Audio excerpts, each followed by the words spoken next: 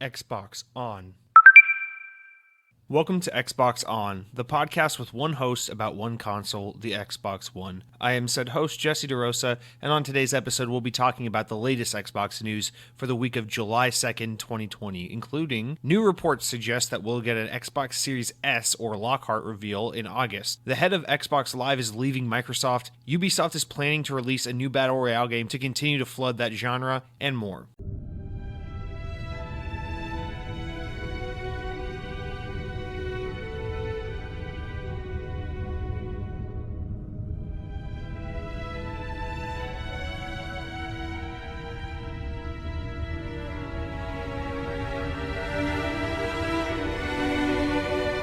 So recently at work, I was talking to my coworker, or I was talking to myself next to my coworker, either one, 50-50 chance. But yeah, I said something in passing about Halo 5, and my coworker took it as me saying, like, not that you would understand, assuming, that my coworker didn't know anything about Halo 5, because I just assume no one gives a shit about Halo 5, especially not anyone I work with. But she actually caught the reference I made. I don't even remember what I said. But she picked up on something that was Halo related and just shared with me. Actually, I'm currently in the process of working my way through the Halo games right now, and I was like, "What? No way!" And she goes, "Yeah, my boyfriend got that Master Chief collection, and we've started working through it together. We're playing through all the games right now. I think they said they're on Halo 3 right now."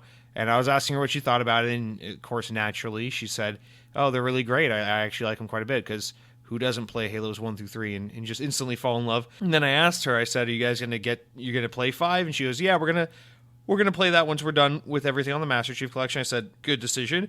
Make sure, of course, you don't leave out Halo Reach or Halo ODST or, of course, Halo Wars 1 or 2. All of the Halo games deserve equal love and attention. And she was texting her boyfriend while she was also talking to me. So she's like, oh, boyfriend, while she was texting him, you're not going to believe this. My coworker here really loves Halo. Apparently he plays all the time. And then her boyfriend texted back like, oh, cool, weird, small world. And then I start, using this as a, the second someone gives me an inch, I bust down the door and start using it as a platform to preach about Halo. So I start telling her how, okay, well, let me set you up. Halos 1 through 3 are fantastic. Then you're going to get to Halo 4. Now, I don't know how your boyfriend is, because her boyfriend's kind of acting as like the video game guy ambassador to these Halo games, kind of introducing her to this world of video games. And so I'm telling her, before your boyfriend starts filling your head with all this internet mob think about how, because 343 makes Halo 4 and 5 and so on, that they're lesser games, before he starts filling your head with that, I just want to encourage you to please play Halo 4 and 5 and just come to a decision on your own about whether or not they're good games. Don't listen to what he said. And then so she texts her boyfriend. She says, my coworker says that Halo 5 is a great game and that people, shit on it. And he goes, Halo 5 is hot garbage. And then I said, what? Okay, now I don't give a shit about what your boyfriend has to say. And then I said, also Halo Wars 2 is phenomenal. And then she goes, he also says Halo Wars 2 is good. And then her boyfriend responds, everyone knows Halo 4 and 5 are trash. Halo Wars 2 was a hot mess. Although I've never played any of those, just 4. And I'm like, okay, well, so now your boyfriend has just, in my effort, in my self-conscious efforts, like, trying not to be that preachy and that assumptive about what kind of guy your boyfriend is, he's already revealed himself in a text to you to be exactly that kind of guy who doesn't make decisions for himself, but just forms opinions about Halo based on what the internet tells him to think. And now we have that confirmed, because anyone who's played Halo Wars 2 knows that Halo Wars 2 is perfect, pretty much top to bottom. There's literally nothing to complain about. And that Halo 5 is a pretty damn great game that gets a really bad rep because it came out in a time where Xbox was beyond popular to hate on, and because people were salty that you didn't play as Master Chief as much as you should have, which is, if that's your prerogative. If you feel that way, you're entitled to feel that way. But Halo 5 is objectively a great game, and just the fact that he hadn't played these games but already had preconceived notions and was then going to try and push those opinions onto or encourage my coworker, his girlfriend, to then adopt those opinions just made me very frustrated. It's one thing when, like Democrats try to brainwash the youth into believing that they have, they're looking out for young people and have the country's best interests at heart. I get it. That's one thing. People buy into that shit. They buy into political bullshit and think that these people actually give a shit about our country and our people. That's whatever. But it's another thing when people start to do things like try to do this mob mentality about this is what console's cool and this is what video games cool and this is which video games in this particular series that are good and these are the ones that are bad, because that's what really pisses me off more so than political issues or social issues or things that actually matter. It infuriates me to no end when people just make assumptions and rip on certain verticals and ideas and games and platforms and companies within the industry, having not experienced them firsthand. This is beyond my biggest pet peeve. This is exactly why Microsoft is always, second place or PlayStation, or I mean, in this case, really third place, because even though Nintendo's not quite as direct a competitor as PlayStation, I mean, the Switch is clobbering the Xbox One. And this is exactly why Xbox is always kind of fighting for a seat at the table, is because they make a great console like the Xbox One, and they have a really bad out-the-gate kind of marketing and messaging thing because Don Matrix is a fucking idiot. And then we all have to suffer because companies like 343 put out a great game like Halo 5, but then everyone just shits on it. And clearly this is a perfect example of how people aren't even playing this game. They're just adopting this internet groupthink about why you're not supposed to like something. And that's what frustrates me more than anything. It's okay to adopt political beliefs, philosophical beliefs, or any of this stuff. You can adopt that stuff blindly. That's fine. That's how things work. That's why, people are religious based on, where they grow up. Your religion is statistically inclined to be based on, the popular religion of your region. It's because this is what people do. They allow their social environment to create and form their beliefs and opinions for them. That's fine. I don't give a shit if you do that politically, religiously, whatever. But when it comes to video games, don't fucking be that guy. Don't tell me Halo 5 sucks. Just play Halo 5 and determine for yourself if it sucks. Because nothing tells me that you didn't play Halo 5 more than you just regurgitating and spewing the same bullshit that Halo Reddit and Halo Facebook fan groups have to say about Halo 5. And that's immediately what comes across to me when you start telling your girlfriend, who hasn't even gotten past Halo 3, oh yeah, 4 and 5 suck, and Halo Wars 2 is a hot mess. What does that even mean? Who the fuck has ever said Halo Wars 2 is a hot mess? This guy. So anyway, I'm only bringing this up to you guys because I know last week we were trying to cancel some people who were making unsavory comments that I wasn't 100% a fan of. And so I just want to continue to use this platform as a place to say, cancel this man. I don't know his name. I don't know my coworker's boyfriend's name. All I know is that she was texting him and he was saying things I didn't agree with. But I want you to go out of your way to find this man and cancel him, because he's quite literally adult. But with that said, we'll jump into some comments, shout outs, what say you from last week. And we're going to first go over some good responses we got in regards to our pizza conversation. And it seems like almost every week we're talking about pizza on this show, and that's something I actually pride myself in. So we will continue my conversation about pizza last week. I believe Mr. Limbert Bond wrote in asking what my personal favorite toppings for pizzas are. And while unfortunately Mr. Limbert Bond did not write in with his opinions on favorite pizzas and things of that nature, some others did. And so we'll start with our old faithful Mr. Lethal Migraine, who comes in to say, my go-to pizza toppings are either sausage, beef, and onion, or sausage pineapple. So it's just sausage, or beef and onion, or sausage and pineapple. These are very interesting toppings, Lethal Migraine, because sausage on its own, okay, that's a pretty, I feel like that's a pretty popular choice. That's a pretty believable choice. You tell someone, oh, my favorite pizza is sausage pizza, they're gonna be like, okay, solid pick, right? It's not too far off from saying I like pepperoni.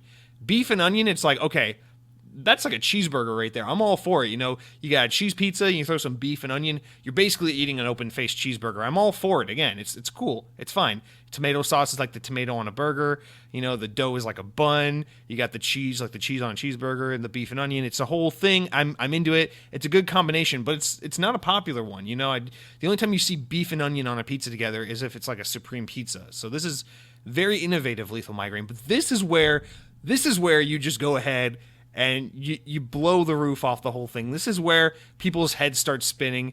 And if it weren't for the fact that I find you so physically attractive, I would probably ask the audience to go ahead and cancel you. But you say sausage and pineapple pizza. This is so.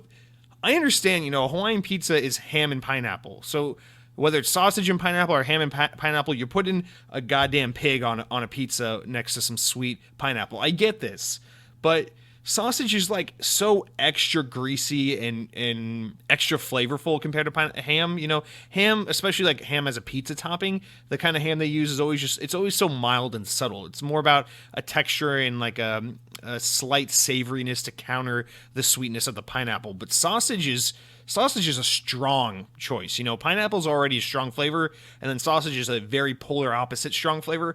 I don't know. This is like, you know, like ham is like a brick wall that acts as like a stopgap for the very powerful pineapple flavor. But sausage and pineapple is like two cars going 100 miles an hour, headed like straight head-on collision, like blowing, like running into each other and blowing up. I don't understand this fierce combination of sausage and pineapple. But I also don't want you to think that judging you for your preferred your pizza toppings. I'll say this. How about this? Next time I go to a Domino's or a Papa John's or what have you, I'll try the sausage pineapple combination. I'll report back to you and see how it is, because I like to consider myself an open-minded person, and I like to be, you know, I've always been of the mind, don't knock it till you try it. So I think next time I order pizza, I'm going to try the sausage pineapple combo and just see how it is. You never know. Maybe I'll die from it, but, you know, I would risk my life for a pizza, so it's worth it.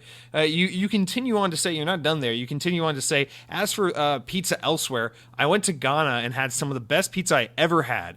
Was a married couple who had vacationed in the U.S. and then opened a pizza restaurant when they got back home. So I went ahead and I asked you, you know, I think that sounds pretty awesome. Just out of curiosity, I'm like, I would like to see what this like local restaurant in Ghana looks like, this local pizza parlor in Ghana. Please show me. And you linked me to a Yelp page or a TripAdvisor page or something of that sort, and I dug through the pictures. First of all, I give this restaurant like 2 out of 5 stars for one reason only. They just have an awful selection of pictures. I mean, if you want to draw people in your restaurant, you got to get those like up close, like, I don't know, use like a fish lens kind of things of like your pizzas and be showing off the menu. You got to be loud and proud about your menu. And this restaurant didn't seem very confident about their photos, and I will say that about their Yelp page. But all judgment of that aside, the pictures I was able to get a decent look at of their pizzas looked very interesting. I think the pizza looked very good. The pictures of customers enjoying their pizza looked like they were very much enjoying their pizza. So I assume based on, you know, just based on the faces and the expressions alone from those pictures, this place is probably pretty damn good. But the pizza looked solid from what I could see. I just wish there were better, sexier pictures of these pizzas. But if I ever find myself traveling to Ghana, I will search this place out, because I've never traveled abroad, unfortunately. I would love to leave the country someday and travel around and see some other places.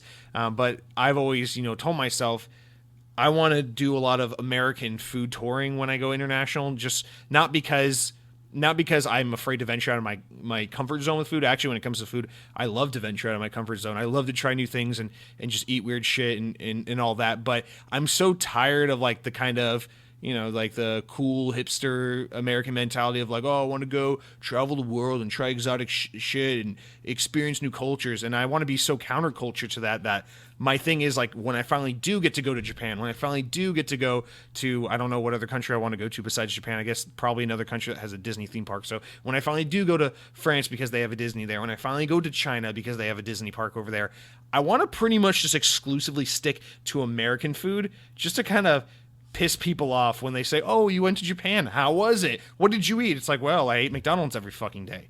And I know that's not, and I mean, you also want to check out these places just because it's pretty cool to like go to a McDonald's in Japan and see how like McDonald's is so different over there. So there is, of course, that curiosity of like, oh, what is a Pizza Hut like in fucking Egypt? You know, well, let's have Egyptian Pizza Hut and see what that's like. And I get that, but it's not even for that reason alone why I want to do this. I just want to be that asshole that's like, yeah, I went to fucking South Africa and had, you know, a Burger King Whopper almost every night. Doesn't that just piss you off? And just, you know, I like getting a big old reaction from people. But no, most importantly, I want to be a true American inside out and just stick to what I know. So, but yeah, thank you for sharing that pizza with me. My mother comments in with our second pizza-related comment of the week and says, pepperonis had that amazing seasoned crust. So for the 99.999% of you who don't know what this is a reference to, where I grew up, there is a local chain of pizza restaurants. There's only 3 of them. It's a small chain called Pepperoni's. So it's a pizza place called Pepperoni's. It's not a reference to pepperoni pizza, although, of course, you can get pepperoni pizza at Pepperoni's, but that's not the only kind of pizza that Pepperoni serves. So let's make that distinction right there. But yes, my mother is correct. Pepperoni's does have amazing seasoned crust. And it's not even just the seasoning, it's just everything about their crust is amazing. Pepperoni's, still to this day, my number one favorite pizza spot in the world. In the years since I left Atlanta, Georgia, and moved over to the hellhole of Central Florida, I have severely missed Pepperoni's. You know, we have some awesome pizza spots here I've become a big fan of, but nothing comes close to Pepperoni's, and I greatly miss it. So thank you for writing in and reminding me about that awesome pizza I don't have access to anymore. And then now we will segue away from our pizza content and go back into the mundane world of video games, where we get a new comment from a comment from a new commentor. We got OG Man. I just started listening to your podcast this past week while working night shifts. I think there's a little bit of a slip up here, but I think what they're trying to say is, just wanted to let you know I like that you're on a little bit of the long side in terms of the podcast length. He said they say definitely makes my 12-hour shifts go by faster. I also like that it's very personable and that I feel like I know you pretty well by the way you present yourself and your opinions on these topics. Keep doing what you're doing. I look forward to listening. My question for you is, what do you think would be the best thing Xbox could do to beat Sony at a console launch? Price, new IP, exclusives, features? So thank you, OG Man. Sorry to have butchered reading your question, but I greatly appreciate you writing in. I greatly appreciate your kind words. As for your question here about what do you think would be the best thing Xbox could do to beat Sony at a console launch, I think you kind of answer it with your questions, and it's always a really simple one with this. With console launches, there's always about, two things at the end of the day will always reign supreme, and it is the price and the games. Those are at the end of the day, nothing matters more than price and games. I'm convinced, above all the marketing, the botched marketing of the Xbox One launch and the whole, we have a console for people who don't want to be connected to the internet all the time. It's called the Xbox 360. Besides all of that bullshit, if you take all the rhetoric and the teasing, the console war shit out of the equation and boil it down, the reason why the Xbox One, got obliterated by the PlayStation 4 is actually not because of that. And it's simply because the Xbox One came out and it was $100 more expensive than the PlayStation 4, and it looked way less promising in terms of its appeal of games. And it's actually really interesting because, again, if you let's pretend there's an alternate reality where Microsoft actually kind of nailed the launch of the Xbox just in terms of marketing, where they're just like, okay, the Xbox One's also $400, and we want to keep. They never did the whole always online thing. It was just always like how it ended up launching. And let's just pretend the Xbox One came out actually on pretty good terms. The PlayStation was always going to win because at the end of the day, the PlayStation marketed itself as games. And they proved that in the PS3 generation. And they already had everyone's nostalgia by the balls because, again, one of the biggest advantages PlayStation's always going to have is that, Xbox is big in like North America, Europe, and Australia, and that's pretty much it. And I think, honestly, the listenership of this podcast proves that. If the few times when I actually look at the analytics, and just from those of you that comment in the show, it's pretty obvious where Xbox's audience is. It's everyone who listens to the show. Like, over 95% of you are from, like, the UK, Canada, US, and Australia. Like, that's where almost all of you guys are from, and that's really Xbox's market. So Xbox actually has a really big penetration in its markets. It just doesn't have as much global appeal as PlayStation. And that's the other thing, is that it's not even just about getting Americans to go Xbox over PlayStation. It's about how do we get the Japanese market to buy an Xbox? How do we get, the South American market to buy an Xbox? And Xbox is, it has a growing audience in South America and Central America, and it does all right there, but PlayStation dominates Xbox in those markets. And it's just, that's really the battle Xbox has, is how do we get not already Xbox dominated markets to come and adopt us and give us a try. And Sony was just destined to win because it already had itself cemented in all these other markets. It came out cheaper, and it came out talking about games. But the funny part is, honestly, I think both the Xbox One and the PS4 kind of came out the gate a little lackluster in terms of like exclusives and games. If anything, I think the Xbox One actually had a stronger earlier lineup, at least for its first 12 to 18 months or so. The PlayStation 4 ended up beating it in terms of exclusives, but not until like closer to the middle of the generation and onwards to today. But anyway, that's a whole long tangent to say, at the end of the day, that's what makes console launches big. You think about the whole like PlayStation 1 versus Sega Saturn launch, where the reason why PlayStation 1 took off was because they got on stage after Sega just like fumbled all over, oh, this thing's going to be out right now, but it's kind of expensive, and not a lot of retailers know that it's out now, so no one really has access to it and can really sell it to you. But then PlayStation just gets on stage and is like, $299, fuck you, like mic drop, and then everyone buys a PlayStation, end of story. That's how these things are won. So, and I think Phil Spencer's really aware of it, and that's why we're in this holding pattern right now where we're constantly saying like, what's the price and the release date of the PS5? What's the price and release date of the Series X? It's because Microsoft is willing to undercut Sony to try and get the Xbox, the leg up this generation. And so they're waiting for Sony, but Sony is also in this holding pattern waiting for Microsoft to release a price so that they can undercut them and try to keep PlayStation in the number one spot as it's been in. So it's this really weird thing where, Microsoft can of course afford to kind of undercut Sony a lot because they're Microsoft, and PlayStation can't really afford to go too low because the PlayStation is like Sony's bread and butter. So it's this whole weird thing. And that's kind of, I think everyone knows that now. PlayStation really fucked up in the PS3 generation, and Xbox really fucked up in the Xbox One generation. And now that both of them as brands have matured past the point of like, okay, we have our successes, we have our failures, we know what works, we know what doesn't work.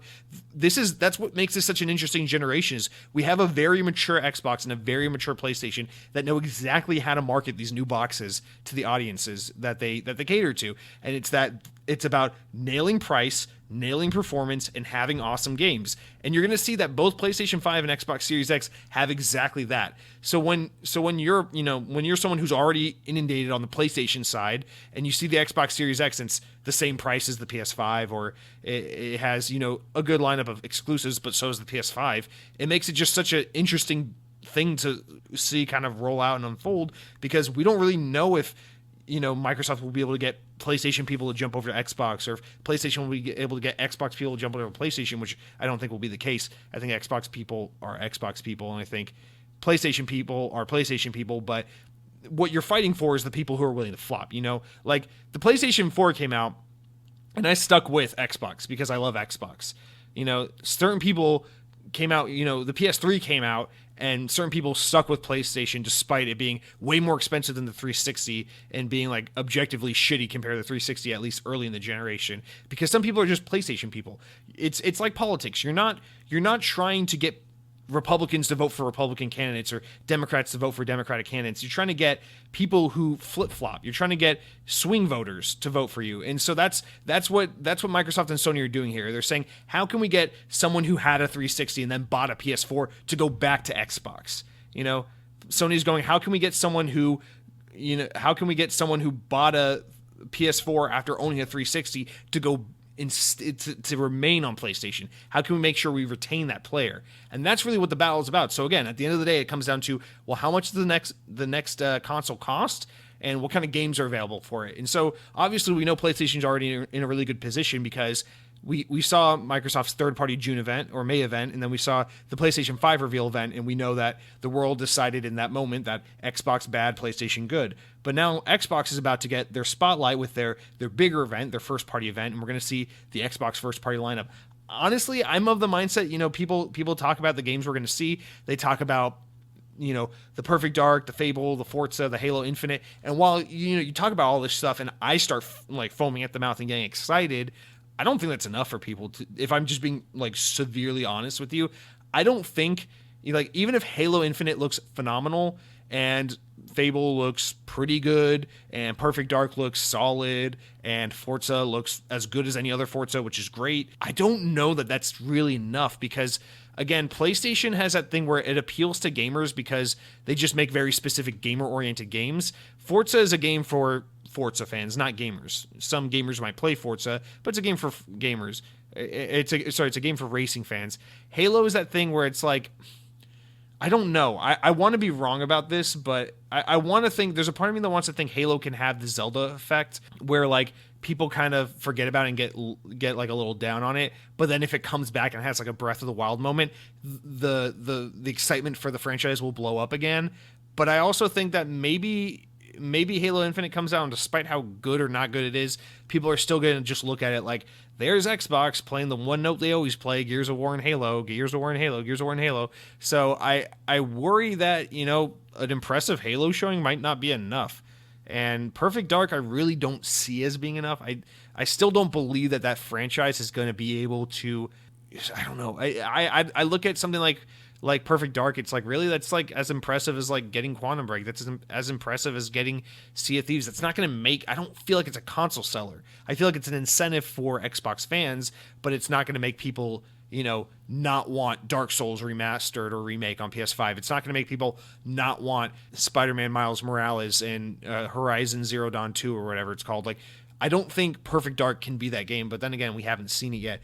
So I mean, man, I'm getting so far away from your question, but it's just one of those things where, yeah, it's at the end of the day, it's going to be solely about what is the price and what does the game's lineup look like. If Microsoft somehow, comes out cheaper than PS5, or at least exactly the same price, and then with a stellar lineup of games, I think it will be enough to make at least the initial console launch very competitive. But I still think there's no way in hell Xbox beats PlayStation. I don't think at this point, this is the fourth generation of Xbox, I don't think Xbox can win. I think the 360 was a very specific place and time. You think about it, it was the first HD game console to ever hit the market. It came out a full year before PlayStation 3. It was cheaper than PlayStation 3. By the time PlayStation 3 was just coming to market, the Xbox 360 was already getting its first massive exclusive, Gears of War. It was just this, you had like Elder Scrolls 3 Morrowind, or I'm sorry, rather Elder Scrolls 4 Oblivion, and it was just this perfect like concoction of just like perfect timing, perfect price, perfect game launches, and then paired with Sony fucking up at every turn. And it was all that together. Again, we're dealing with a mature Sony and a mature Microsoft. So I don't think Sony's going to drop the ball on PS5, and I don't think Microsoft's going to drop the ball on Series X. So the only thing you can really do, since I think both of them are going to cater to their respective markets so well, is fight for like basically split hairs and fight for the minute differences to try and get those swing gamers to come over to Xbox from PlayStation, or stay on PlayStation from Xbox, and vice, whatever. So yeah, I mean, at the end of the day, it's always going to be about price and games. And man, it's just going to be the most interesting console launch of all time to watch, because there's always some caveat every generation, like Nintendo's off like losing their fucking minds making something like the Wii U while everyone's like focused on, literally anything but that, or Switch is like literally not even remotely a regular gaming console, so it's being sold not because it's a powerful machine, but because it's it's a whole other way to use a video game. So it's like Nintendo's like never a good comparison, and then Sony, they worked from like a nobody to the biggest name to really fucking up to going back on top, and then Microsoft went from like a pretty admirable first attempt to like massive to like totally hitting rock bottom, and to now like regaining an audience. It's just, we've never seen this perfect storm of like, okay, now everyone knows what they're doing, everyone knows their market, everyone knows how to cater to their audience and to not fuck up and to market appropriately and to build the appropriate machine to cater to the gaming audience. And we're going to see what that looks like. It could be, I don't know. I think what you're going to see is that everything's going to be so good that there's no reason to swing from one side to the other, and it's going to make things really convenient for PlayStation. I would like to say that the only other thing that could really make the difference are services, things like Game Pass, but the fact that Game Pass, I mean, it is doing very well and it's constantly growing. It has a great user base, but the fact that Xbox Game Pass hasn't already intrigued more PlayStation gamers than it already has is a bit of a surprise to me, because it's like, I feel like by this point you should be like, wait, you're telling me people on Xbox are just like putting out Netflix money and having unlimited access to a massive library of games that's constantly changing and rotating? Meanwhile, I'm over here paying $60 a game every couple months. It's like, I feel like that would be more of an enticing get. But the fact that Game Pass just hasn't made people flock from one side to the other tells you that it's kind of one of those things where like Game Pass is amazing value and it's an amazing deal and people won't be able to live without it, but not unless they're already conveniently on the platform where it exists using it. And I think even Microsoft knows that to an extent, which is why, xCloud and Game Pass on PC, because it's about putting the service where people are rather than using the service as a means to entice people to come over. Yeah. So I don't think I've answered your question. I think I've actually just ran in circles and done something entirely different. But I hope somewhere in all that ranting, you were able to pick out some points that you think are maybe slightly related to your question. But yeah, the big two: console price and games. And I don't know. I still don't think the Xbox Series X is going to be cheaper than the PS5. I think they're going to be pretty much on par, like similar pricing, maybe the exact same price.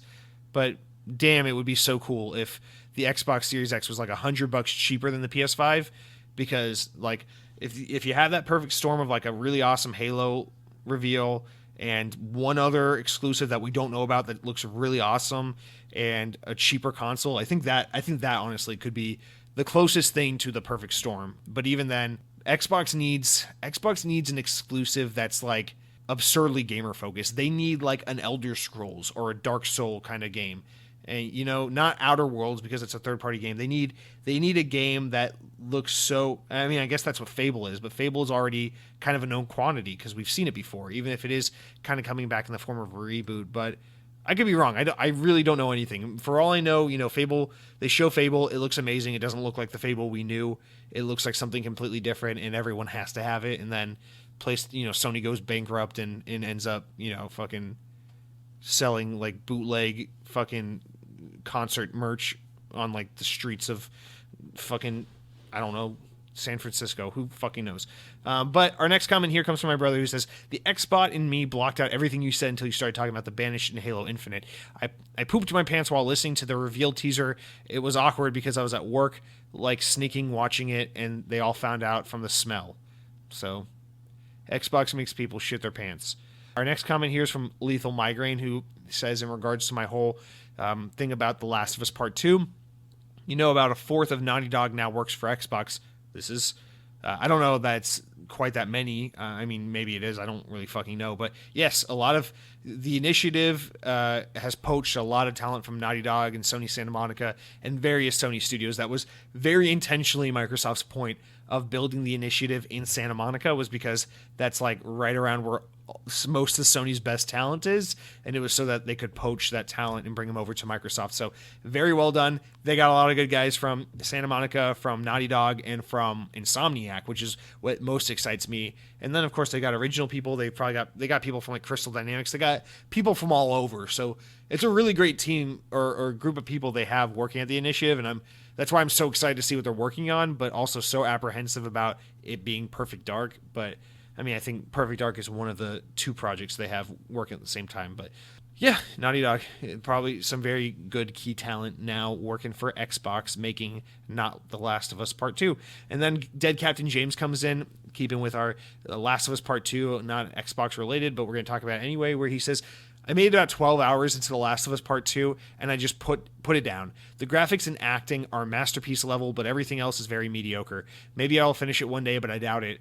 This roughly sums up my feelings towards the game. I said, glad to see I'm not crazy. That's pretty much how I feel about it. The acting is phenomenal. The graphics are amazing. The animation is amazing. All of it is like top-notch. Best shit I've ever seen in a game, pretty much, in terms of those respective arts and disciplines. But the gameplay itself and the story are just kind of like a little on the mediocre side. Although we'll get into that in a minute. I want to say something about The Last of Us Part 2 when we get to what I've been playing. But yeah, he says, I think it would have been best if they just didn't make a sequel. The first one was story complete. Or the first one's story was complete. I agree with this wholeheartedly, Dead Captain James. I think The Last of Us is one of those games that stands as like a piece of art. And video games kind of have this similar problem that movies have, but like really, but not really. Where, one of the things that makes movies one of the things that really is a disservice to movies is, of course, whether or not you get sequels is based on box office numbers, merchandise. And so Hollywood is this whole game of playing it safe now. It's sequels and reboots and known quantities. We only want to release movies that are known quantities. We want to know that if we're going to put $200 million into the budget of a film, that we can make it back easily. And we're confident when we can do that when we make sequels, right? Gaming's a little bit like that, but not really, because the thing about the movie industry is like when you make a sequel to a movie, a sequel is usually worse, right? Because everything's always like better on the first attempt. But gaming's kind of just the opposite, because in gaming, where like the gameplay is the king aspect of the game, the sequel's usually better than the first one. So it's kind of the exact opposite of a movie, because if you're really focused on the gameplay, a sequel is the opportunity to refine the gameplay, improve on it, make it more complex, dynamic, tight, whatever, right? But I think The Last of Us is an interesting example of like it's a movie and a game, because it's such a strong narrative, it's such a strong story that like it has the Hollywood problem of like, this didn't need a movie or a sequel. Why did you do a sequel? Right? But it also has the game thing of like, oh, this is why you do sequels, because now it feels and plays better than the last one, right? So it's just kind of a funny thing, although I think the game's way too long. It does play like a nicer, tighter, modern game. So I agree completely. I think The Last of Us is actually one of those games that should have just been a one release thing. They should have had the financial restraint, and I believe this is Sony, not Naughty Dog. They should have just had the financial restraint to be like, hey, this game is a masterpiece. It's a piece of art. This is the kind of thing, you know, in 30, 40 years, people will look back on and remember as like one of the most pivotal, most important games in ushering in this like this era where we started taking games very seriously and seeing the value, the narrative value in gaming, and in the kind of the potential for storytelling. And I think having a sequel, especially one like The Last of Us Part 2, waters it down a bit, because it just, I don't know, it kind of makes it average. It makes it like anything else. It's like, oh yeah, well then they had to cash in and make a sequel, and the sequel wasn't as good, and the sequel kind of expanded a universe that didn't need expanding. It's like, I don't know, it's like a good novel. Like you don't read like fucking Ulysses and then go like, oh man, I really wish they'd make a sequel to this, you know? You don't fucking read like The Catcher in the Rye and say like, man, when is Salinger just gonna make a sequel? I just want to know what happens next in this universe. It's like, you know, that's something we get all the time in TV and movie and games. And it's like, I really wish creatives and executives just had the respect for something when it's amazing to just say, you know, I think that the narrative and the power of the story told here is just so much more powerful when you just leave it alone and let it stand on its own and speak for itself. And The Last of Us was such a prime example of it. You know, The Last of Us is not Halo. Halo is like Star Wars. It's a thing where you want to see the world expanded and see what other kind of adventures and crazy things happen in this universe that's so compelling. The Last of Us isn't a story about the universe. You don't care about, you know, the zombies and how the zombie outbreak happened. No one gives a shit about that. The Last of Us is a compelling game because it's about this like completely twisted, fucked up father-daughter story about like the kind of lengths this man would be willing to go to save this girl's life because he bonded with her and was able to like get a second chance at fatherhood after having his daughter killed by a zombie apocalypse. You know, it's about a second chance at that love that a parent has. It's fucking phenomenal. It's an amazing game with an amazing ending. Like The Last of Us Part 1 is like barely above average from a gameplay standpoint, but the story and the characterization, the writing and the acting in that game is so phenomenal, I don't give a shit. The Last of Us Part 1 is so good. And then The Last of Us Part 2 just kind of tears it apart by being, oh, okay, now we're going to expand it and make it about all these other people and just, I don't know, kind of shit on it a little bit. But we'll get into that in a minute. Limber Bond comes in with her next comment and says, let's say that the Perfect Dark rumors are true. What would you want the game to be to get you hyped for it? You know, this is a great question that I don't know that I have an answer for. For the perfect... this might sound like a cop-out thing, especially as we just talked about The Last of Us, but I think to get me to care about Perfect Dark, you'd have to make... What's her name again? I always forget her name. Jill or Jane or something, the Perfect Dark character. I don't even care because I'm not a Perfect Dark fan, but if you gave her such a compelling background story and made it such an emotional, like dramatic story that I was invested in the game just from a story standpoint, then I'd be on board. But again, it's like that secret agent spy stuff. It's like a little bit James Bondy, and I don't care about that. So it's really hard for me to think of a world in which they can make Perfect Dark an incredible game. And the other thing is I don't really like stealth.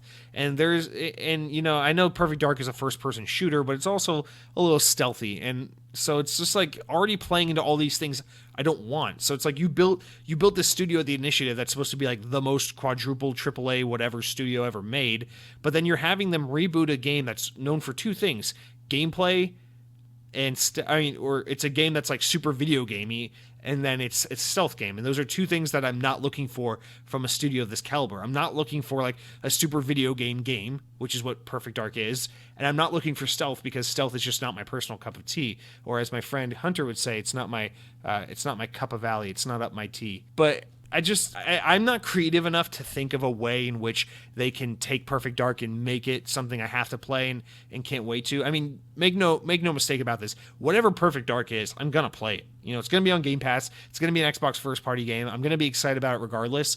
But even if this is like the most robust stealth game of all time with like insane AI and crazy ways that you can trick AI and interact with enemies, you know, I don't know, to maneuver your way around situations, I still think it's just not going to be enough to grab me. And if anything, you know, now that I think about it, the reason why you could be making a game like Perfect Dark is because this could be an example of how you can show off the power of next generation. Because remember months and months ago when I was saying how one of the ways we're going to know next gen games feel next gen isn't going to be because they just look so next gen, but it's going to be more about the kind of under the hood stuff, the things you don't see on the surface. And I think a game like Perfect Dark or a stealth game can really take advantage of that, because you can use the power of something like an Xbox Series X to make the most dynamic enemy AI you've ever encountered. And so, yeah, if you take the sophisticated talent of the developers that work at the initiative and the power of the Xbox Series X and say, push the boundaries of stealth gameplay, you know, with the power of the Xbox Series X, then that could be what Perfect Dark is all about, you know, proving grounds to show the under the hood technical power and fidelity of this console by saying, like, stop just looking at graphics in 4K and 120 hertz and all that shit. It's about more than that. Look at what we can do with enemy AI as a result of the power of this console. Maybe that's what Perfect Dark is all about. But I fully believe this game is real. I fully believe these rumors are true, and we'll get into that a little more at the news today. But yeah, I mean, the only way you can get me like head over heels excited about this game is if you somehow make it like such a super narrative focused, compelling world. And I don't even know how you do that, because Perfect Dark, you know, just as we know it currently, is just such a I don't give a shit about it kind of series. I don't know. It's like Microsoft's Splinter Cell. I just don't care. But I would love to be proven wrong. I would love for them to make me look like a fucking dumbass and for this game to be the coolest thing of all time. I really hope that's the case. It's hard for me to think of a world in which I'd even really care otherwise. Lethal Migraine then comes in with our final two comments, where he, you know, just some quick ones to rattle off. He says, I never read the books. He's talking about Harry Potter. I never read the books, but I watched all the movies. I was disappointed Harry Potter didn't die. Same. And then his final comment there says, there needs to be a Pornhub Gaming. And I think that was in response to the whole Mixer going away thing. But I think there kind of is a Pornhub Gaming. I'm pretty sure that's what Twitch is. And if you've been following the news, that's kind of exactly what Twitch is as of late. So that's going to do it for all of our comments, shout-outs, whatnot for this week. Please remember, as always, don't be shy. Reply. So now we're going to jump into what I've been playing. But before we can get into what I've been playing, I must tell you what I've been eating. And this week, I've got something super important, super exciting to share with you. Listen, I've been wanting a waffle maker for a while now. It's been on my mind. It's been on my heart. I was at the grocery store recently. They had a cheap, unknown brand waffle maker for $15. I almost pulled the trigger on it, but I said no. Waffles are delicious. They deserve the respect they've earned, and I'm going to get a proper waffle maker, and I will invest the proper funds into making sure that my waffle maker is legitimate. So I went on the internet and I scoured around for some good waffle makers. I was thinking about like the kind of crispy Belgian waffles and how badly I wanted them.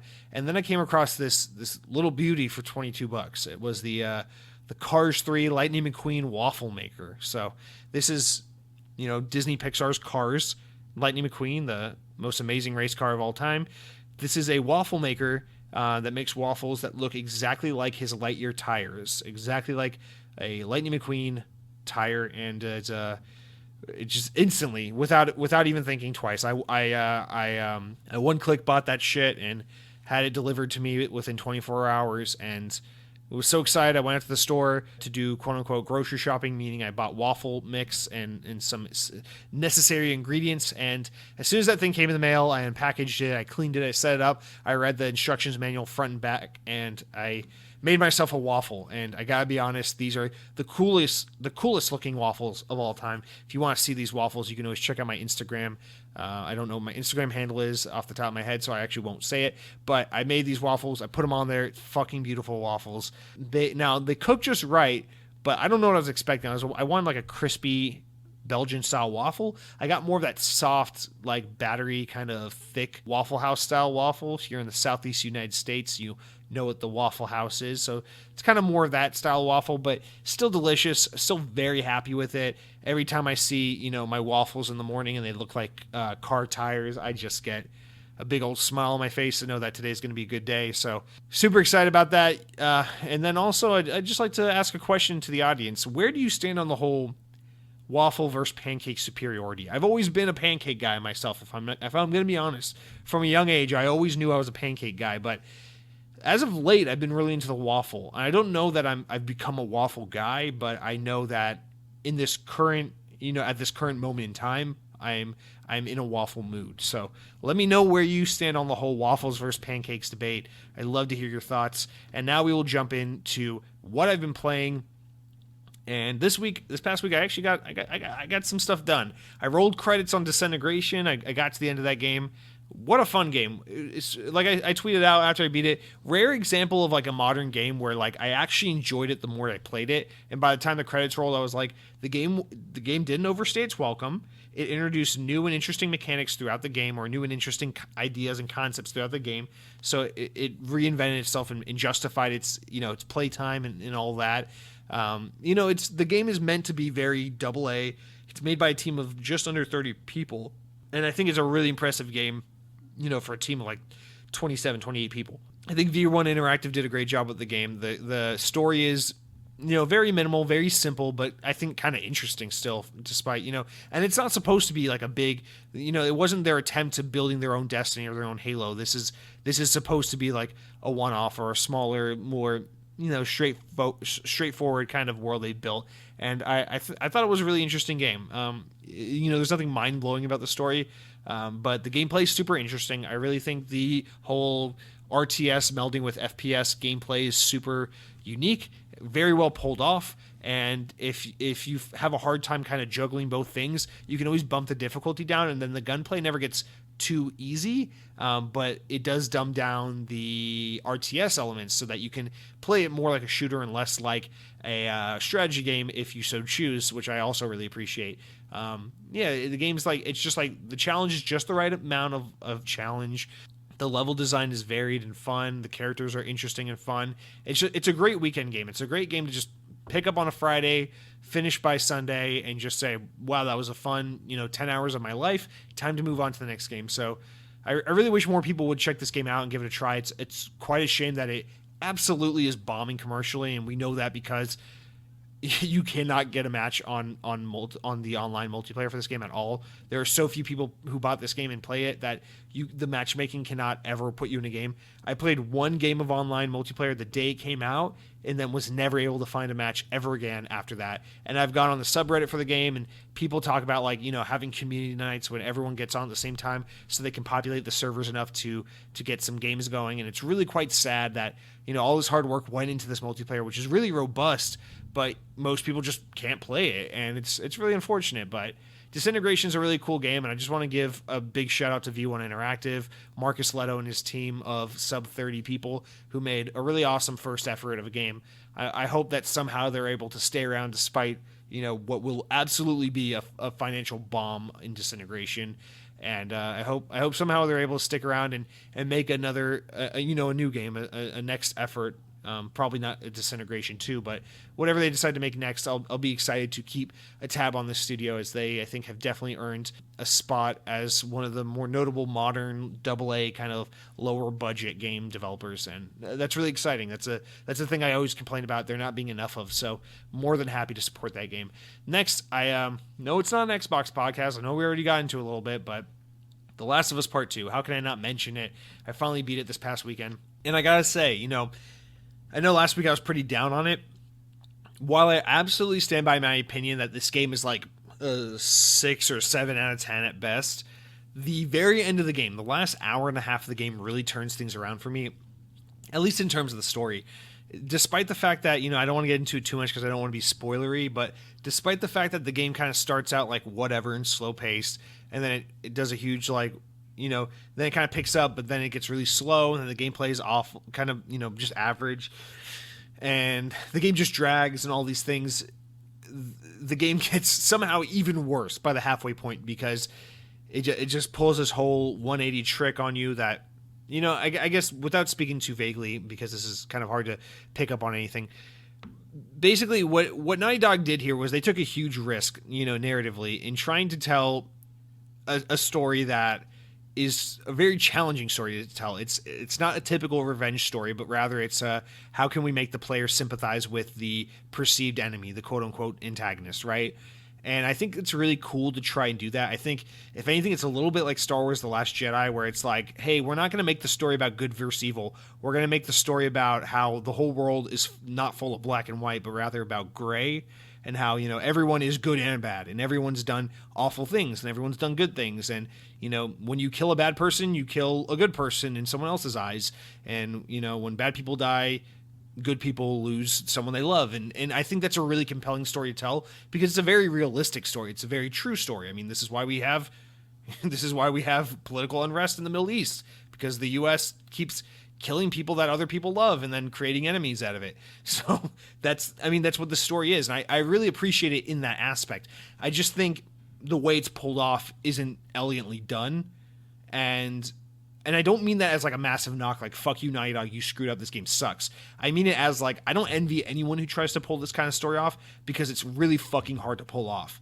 That being said, if I'm just being honest, the way they try to pull off doesn't work for me. It doesn't resonate with me. It didn't pan out for me. I still don't like the new character they introduced. I still don't like playing 10 straight hours as that character. And I think overall the game's pretty disappointing. I think the first game's significantly better. This game definitely introduces some gameplay improvements. I think the animation's phenomenal, the graphics are phenomenal, the voice acting's phenomenal, the writing's pretty solid.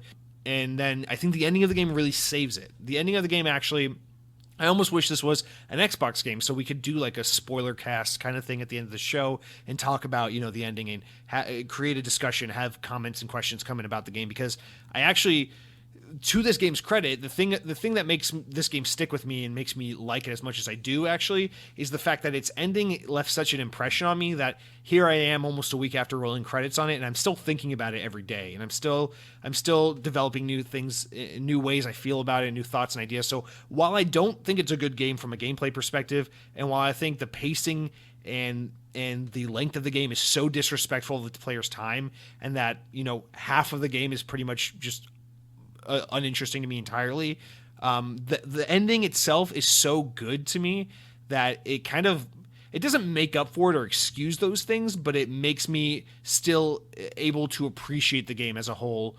to a greater extent. And it's one of those endings that's like so intentionally uncathartic and unsatisfying, because it's just like, it's not a story about like, and then this side wins and this side loses and everyone is happy, the end. It's one of those stories where it's like everyone kind of loses and everyone's kind of sad and just everything sucks, but it's also like a story of like, I don't know, it's like the catharsis or the kind of lasting effect of the game is that everyone comes to a point where they I don't know, they realize they just have to live with the shit they've done. And it's a very cool game. I don't know how to really get into it without spoiling it, so I guess I'll stop trying to say it. But I don't know, the game introduces a lot of themes and ideas that just I've been gnawing on in my head. And my favorite thing, as someone who studied English in school, my thing is I'm a sucker for storytelling where, the story is all about introducing, I don't know, symbolic items and symbolic, imagery and ideas and themes to just kind of digest and chew on. And I think this game offers a lot of like, well, what do those boats mean? And like, why is the start screen focused on the boat? And what is what does the boat mean in what is that as a theme and a plot device? And what does that say about the characters? And like, what is the whole, thing about these factions mean? And what is the whole thing about so-and-so like not killing so-and-so and so-and-so killing so-and-so? Like, what do all these things mean? And just being able to like digest and chew on these things and kind of, create hypotheses. This is what I love about storytelling. And I think The Last of Us Part 2 actually does this incredibly well by the time the game ends. and for that alone, the game's left a special impression on me. But if I'm judging it from the point of like someone who likes video games judging this as a video game, it's not a great video game. I think this game's getting way too much praise. But also at the same time, I don't want to take that away from people. I'm really happy that people are happy with this because, again, my gripes with the game, the whole I don't like this certain character, or I think the game drags on too long or is horribly paced, those are all like really subjective takes. So the fact that these things didn't work for me and resonate with me doesn't mean that it's a bad game. It just means it's not a game for me. And so I'm super happy that it seems like most fans of the series are really satisfied with the game. I'm way happier to see that be the case than to have this be like Star Wars Last Jedi, where everyone's just got to have the worst day ever and shit on it. So it's great. And I think now that we've had a week plus with the game, you see a lot of like the bigoted commenters who are shitting about, the racial representation and the sexual identity representation, all those things, the trans representation. You see all of that kind of fade into the background because you realize that was the noise, that was the people bitching about the leaks, and not really the people who played the game and wanted to buy the game and experience this game. And what you're starting to see now is the people who bought and played this game are pretty happy with it, and it's selling incredibly well. I'm sure Microsoft wishes they had a franchise that sold this well today. And congrats to Sony, congrats to Naughty Dog, and congrats to all the fans of this game who got this. I'm glad people are enjoying it. I just personally think it is a big letdown overall. It's a great ending and a great piece of technical fidelity and a great piece of writing and acting with just a really mediocre game that's 20 plus hours thrown into it. It took me 21 hours to beat the game, and when I look back on like how much story I got out of it and how much I had to play the game, I'm like, how was this 21 hours? I feel like the game could have easily been pared down to like 13 hours, but that's the last I'll say on the Last of Us Part 2. I like to just talk about Xbox on this podcast, but it's one of those things where the segment's called What I've Been Playing, not what I've been playing that's Xbox exclusive, and that's what I've been playing. And I don't play a lot of non-Xbox games, especially these days, but every now and then when I do play a Nintendo game or a PlayStation game, especially if it's one as this big and compelling, I'm going to talk about it because it's what I've been playing. And I think a game like The Last of Us 2 is a game that most Xbox gamers are interested to hear about to an extent, right? It's, I don't know, it's like, of course you're interested. It's like, you're interested in what the PS5 is because it's the big thing that's happening, on the other side. What's the other team up to? What am I missing out on from being on Team Xbox? And Last of Us Part 2 is definitely one of the key examples of that kind of thing happening. So, lastly, I've been playing a ton of Master Chief Collection. Since I beat Disintegration and Last of Us Part 2, I've just been playing multiplayer on Halo 2 Anniversary, Halo 3, Halo 4, just nonstop. Loving some Halo Master Chief Collection.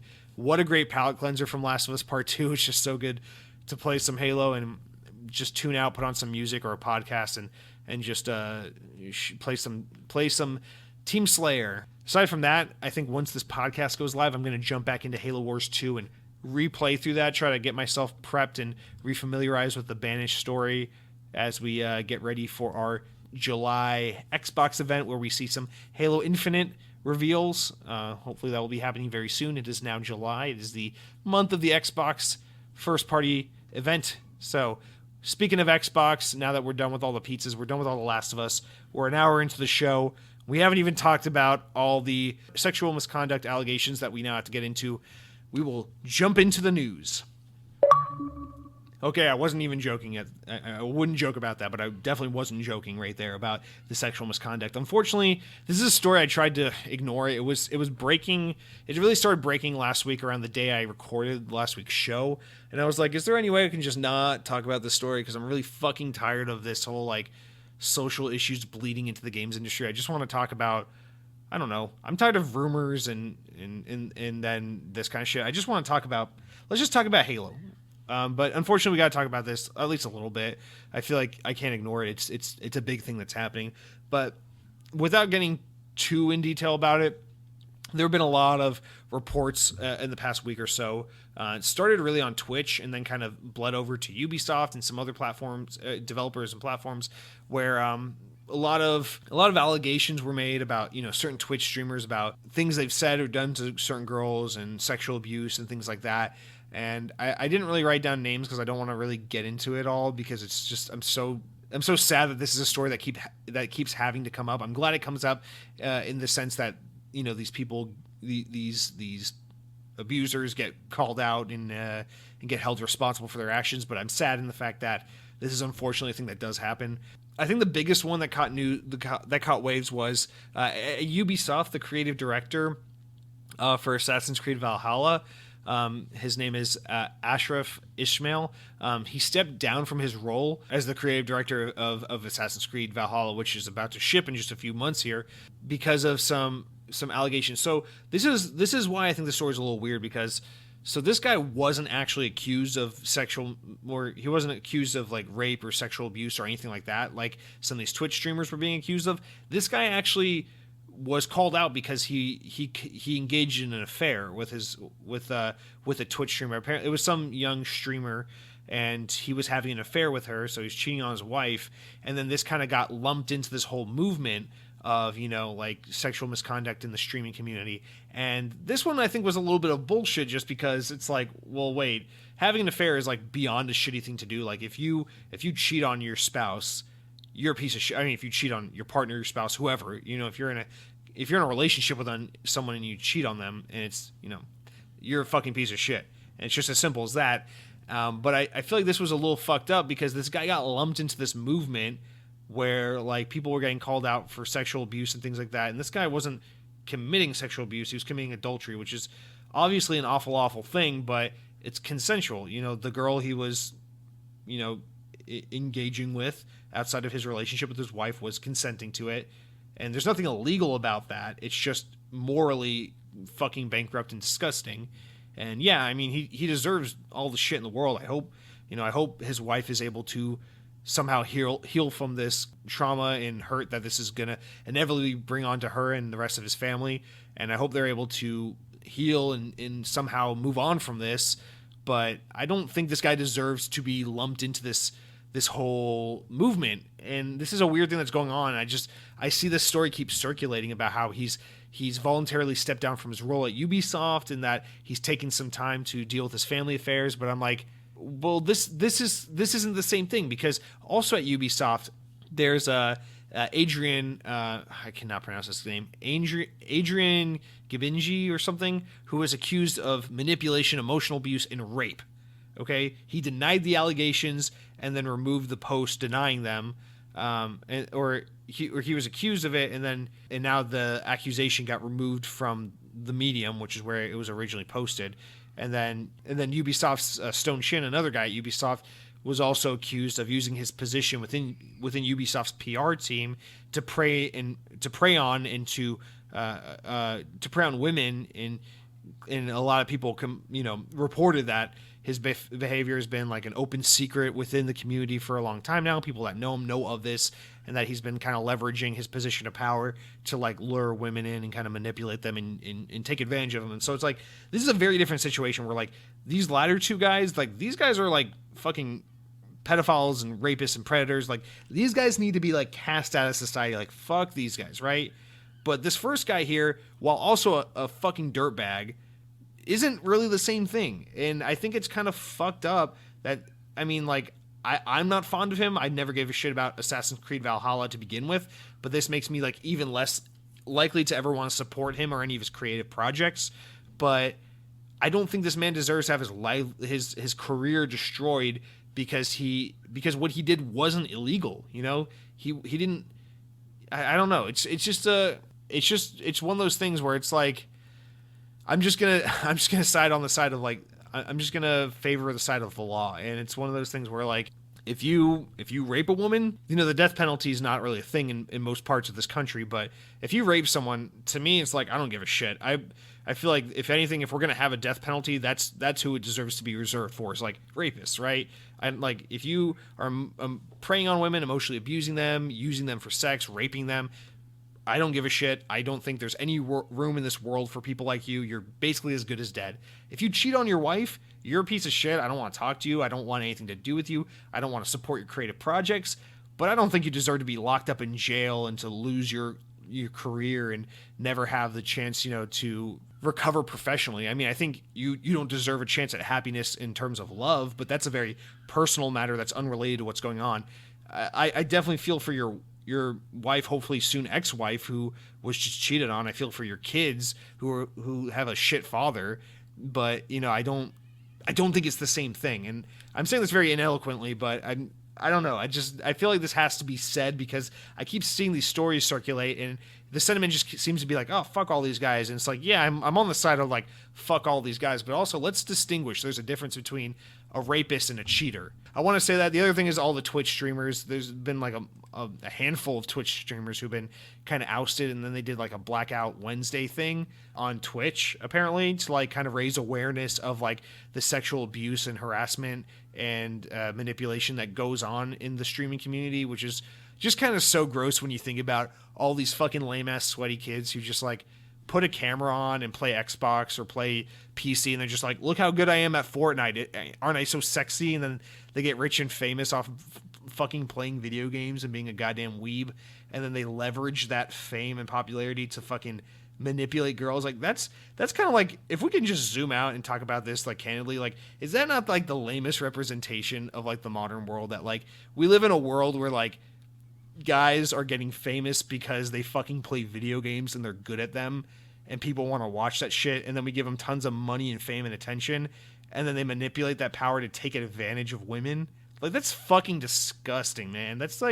I mean, obviously any example, I don't give a shit what you are. I don't give a shit if you're a Nobel Peace Prize winner and you use that fame to take advantage of women. Of course, it's never an acceptable thing at all, but it's just like, what a greasy, slimy, gross, disgusting person you are to be like, yeah, the world loves me because I'm fucking good at Counter-Strike Go, and I'm going to leverage my fame and my name and my power to like fucking make girls do shit for me and to make them like, such a fucking gross age we live in today, where like you can be like objectively such a lame ass person. Like there's something cool about it, to be like, I started a YouTube channel about video games, or a podcast about video games, or I started streaming video games because it's a passion and I love it. And like in embracing like that nerdy, like how fucking weird is it that we live in a world where someone can become financially independent and successful because of their passion for video games, because of their not even their passion for video games that they used to create, but their passion they have for video games to just like, I don't know, fucking play. Like I don't get paid to play Halo on my Xbox, but maybe if I were, likable enough, or if I got enough of an audience, I could make money off of it. And it's like, I don't really know how I'm putting this, but it's just like, that's so disgusting thinking to think that you can be like, you can make a name from yourself from fucking like talking about / playing video games, and then think of yourself as like hot shit enough where you're just like, yeah, that's right, girls want me because I fucking sit on a chair and am physically inactive for like 7 hours at a time playing a goddamn video game, and you just think you're important enough and hot shit to just like start manipulating others. It's the most like eye-opening, disgusting thing in the world, that like this is what the 21st century is. It's like people who just think like, oh, I have internet access and a video game console, I'm gonna just fucking cultivate a fucking fan base from the comfort of my home and then manipulate those people to be like my little army and my little minions. This is why I feel so uncomfortable with this very podcast all the time. There are like 400 to 500 people who listen to this show on a weekly basis, and that makes me so uncomfortable, Xbox on, because I'm like, I don't think I deserve to have 400 people listen to my fucking voice. And I'm not trying to turn this around and make this like a white knight, like pat on the back, I'm so awesome, look at me being a good boy. Like, it's just disgusting to me. That's like, why the fuck do people want to listen to this shit, let alone like become fans? Like that would make me the most uncomfortable in the world. I like this show because this show is obviously tiny in the grand scheme of things. Virtually no one listens to it, but like, it would make me so uncomfortable if at some point this show went from like people who comment and dick around and post stupid comments and fuck around with me and talk about Xbox to like people being like, oh my God, Jesse, I'm your #1 fan. Please shout me out on your show, senpai. Like, that would make me want to fucking murder myself. And the fact that there are some people, I guess this is what I'm getting at, is that there are some people in this world who have the audacity to be like, wow, I went from a guy who just fucking played video games in front of a camera to like a guy who plays video games in front of a camera and gets sponsorships and paid millions of dollars to do this crap, and then thinks they're hot shit enough to where they're like, man, what, I have so much power, I'm gonna leverage this to take advantage of people and to get what I want, and to, because I'm hot shit and I'm cool. It's like, how fucking sick and twisted and lame is that? That's what makes me so uncomfortable with like internet fandom and like quote unquote content creators. It's like, these are just like the most like, I mean, I guess you can make the argument. It's the same thing for like rock stars and movie stars, but like, I don't know. The content creator is like the most average person who just like, and you know, good for, I'm happy for anyone who's able to find success on the internet with their creative project. But like the fact that like these people, I don't know, they just do like these really average mundane things like talk in front of a camera. You know, they make fucking TikTok videos and blow up and get famous, or they post pictures of themselves on Instagram and get famous, or they play fucking Overwatch and get famous for it on Twitch. And then they're like, they think they're important enough and that they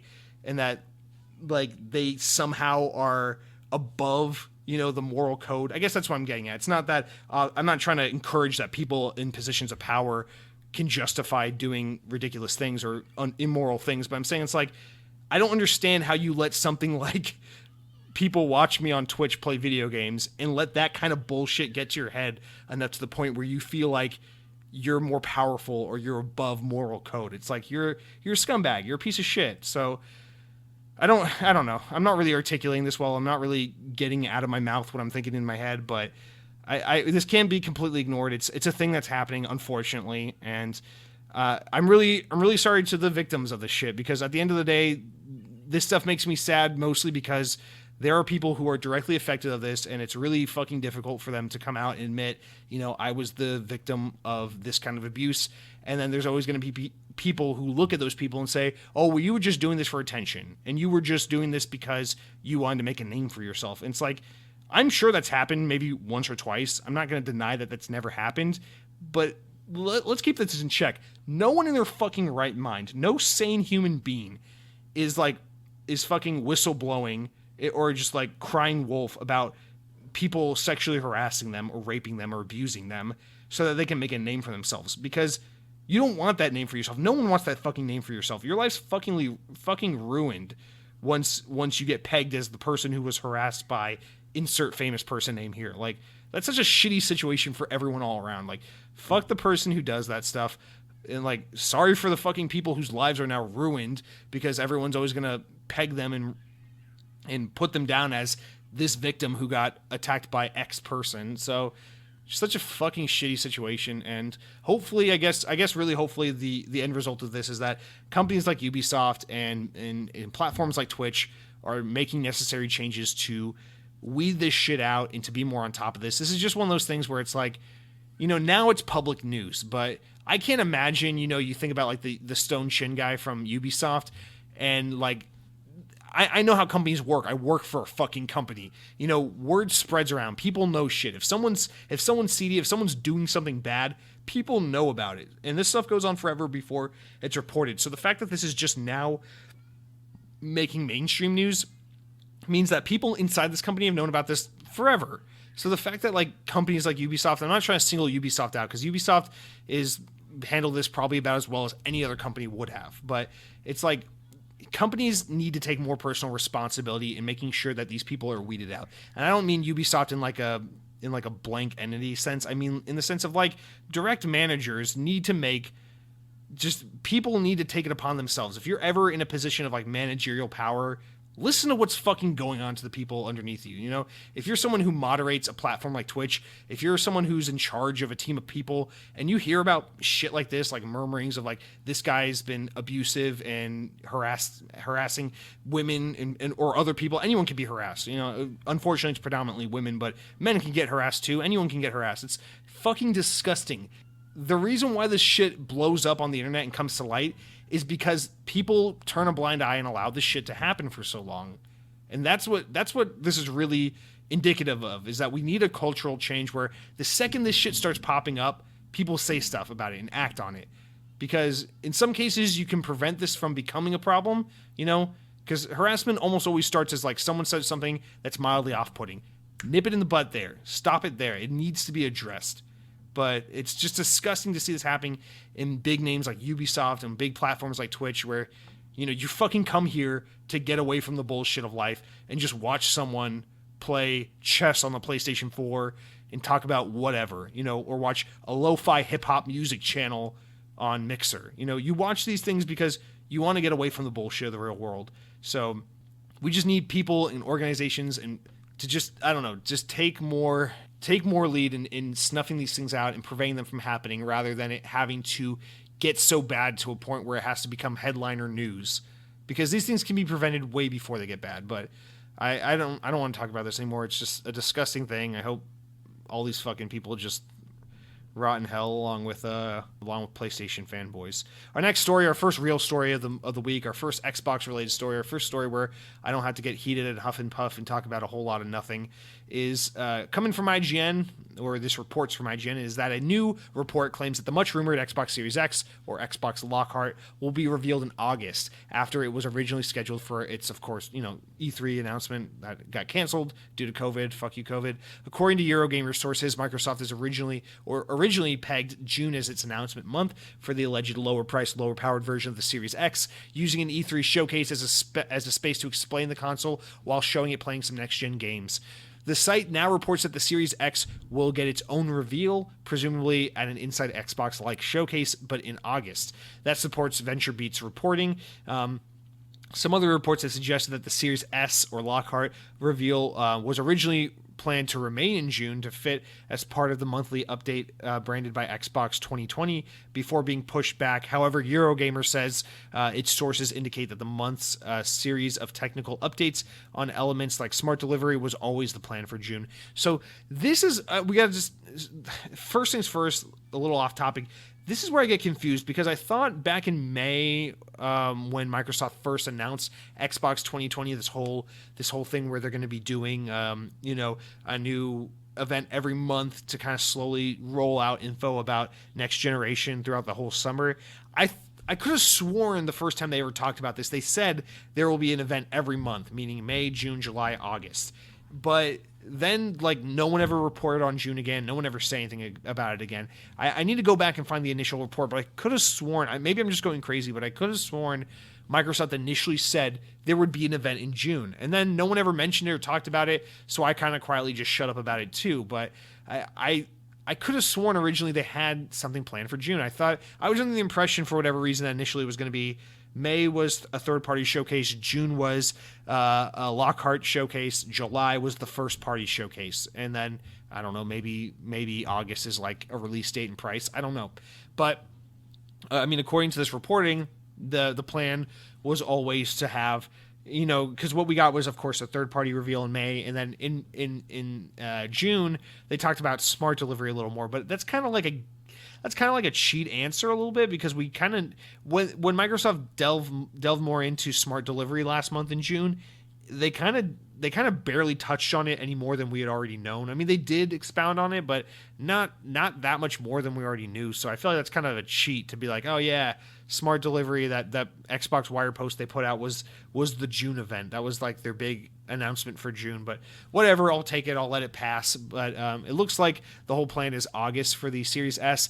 I guess this makes sense just for the fact that, July, it's now July. Welcome to July. If you didn't already know, is now the 7th month of the year. But of course, we know this is the whole first-party lineup. I'm expecting to see something about the Xbox Series X at this event in July, along with the console. But I don't know what exactly. But it makes sense. If you can just make this event all about the games and then do the Series S next month, it's a way to keep, sustained interest in the console throughout the summer, like Xbox 2020 is supposed to do. But also, I think it helps not detract from what July's event is all about. And I think Microsoft, it's really important that they keep the July event really focused on the games more than anything, because that's where Xbox struggles, right? Is the exclusives, the games, the first party games. What do I do? Why do I need Xbox? What does Xbox have that other consoles don't? And I think that's what July's event is all about, is saying, hey, you keep bitching about the games. You keep saying that Xbox One has no games. You keep saying Microsoft has no studios. Fuck you. Here are the games. And that's what July's event's about. So I fully believe this. I buy into this. I'm drinking this Kool-Aid. I think Lockhart is an August announcement. I don't think you need to go all out with Lockhart. I think it's kind of a self-explanatory thing, because Lockhart is the lower priced, lesser powered next-gen Xbox console. So that's the one that's going to sell to the mass market. The cheaper one is always the one that sells the best. That's just the rule of thumb, right? Base model cars sell more than fully loaded cars. the $350 iPad sells more than the iPad Pro 9 with a Retina ass blast technology. You know, that's how technology works. The cheap one sells the best. So when you're releasing your console and you're doing headlines and showing off your next gen games, that's for three things. You're appealing to three things. You're appealing to hardcore gamers, retailers, and media. You're not appealing to your average consumer. Xbox isn't talking about Series X right now to get Joe Schmo who just buys an Xbox once every 10 years to play Madden. You know, they're not marketing that guy right now. They're not marketing to the guy you work with who plays Call of Duty sometimes and just got an Xbox One 2 years ago. They're not marketing to that guy. They're marketing to the hardcore Xbox audience, the hardcore gaming community, retailers like Amazon, Best Buy, Walmart, you know, and the media, because the media are the ones, of course, spread the news and make people aware of it. That's what this is all about. So right now you need to harp on the Xbox Series X, because Xbox fans, gamers, are interested in the powerful box. They're interested in how far next gen can go, not how affordable next gen can be, in so many terms. So I think they can make a little lighter of the Lockhart, because it can be one of the Lockhart's intention isn't to make diehard Xbox fans go, "Oh my God, Lockhart is so affordable! I can't wait to drop a little bit of money on a big next gen console." The point of Lockhart is so that eventually, when Joe Schmo decides it's time to upgrade my Xbox One and buy an Xbox Series console for Madden or Call of Duty or whatever the fuck it is you do, you can go, "Okay, it's time to buy a new Xbox. I want to play that new Call of Duty game. Oh, let's see what the options are. Oh, well, there's one that's $100 cheaper and it plays all the same games. Oh, buy that one." And that's what the Series S or Lockhart is for, right? So I don't think Xbox needs to really nail home this point of like, we have an alternate version, it's cheaper. It would be like Sony kind of getting up on stage and being like, "Oh my God, guys, you aren't going to believe it. The PlayStation 5 digital edition, the one that doesn't have a disc drive, it's amazing, it's cheaper, you're going to love it." It's like, no, it's there for those who need it. It will sell itself. But when you're trying to push the next generation, focus on the games, focus on the best console, focus on the power, focus on the price, focus on the release date, focus on that stuff. And so in that regard, Microsoft needs to be honed in on video games and Xbox Series X. So I think you can do kind of a smaller event for Series S. Make it the August thing. Be like in August, and here's our lesser power console. It's this much cheaper for people who want to dip their toes in or just get in and play the games without fully investing X amount of dollars. This is your way to do that. So that's the first part. The second part that I think you have to acknowledge is you can't really talk about the Xbox Series S until you've talked about pricing on the Xbox Series X, right? Because the whole selling point of the Series S, you know, people aren't getting excited about the Series S because they're like, "Oh man, I love low-powered consoles. Oh man, I can't wait to play a console that has, you know, like less performance and a smaller SSD and all this shit, you know, or an HDD instead of a SSD, you know." So the selling point of the Series S, the reason why it's enticing is going to be its price. And you can't talk about the price of one without the other. So if the rumor is to be believed that we're going to see the Lockhart or the Series S in August, that leads me to believe we have to learn about pricing on the Series X this month in the July event, right? Does that not make sense? Unless the August event is to talk about both consoles and release prices on both. But I don't think you want to do that. I think you want to distance them, right? I think you want to wow people with how affordable the Xbox Series X is considering what it offers, and then pair that with the amazing first-party lineup and have this amazing July event where people are like, "Oh my God, the games look amazing. Oh my God, the console looks amazing. Oh my God, the console's pretty well priced for what it is."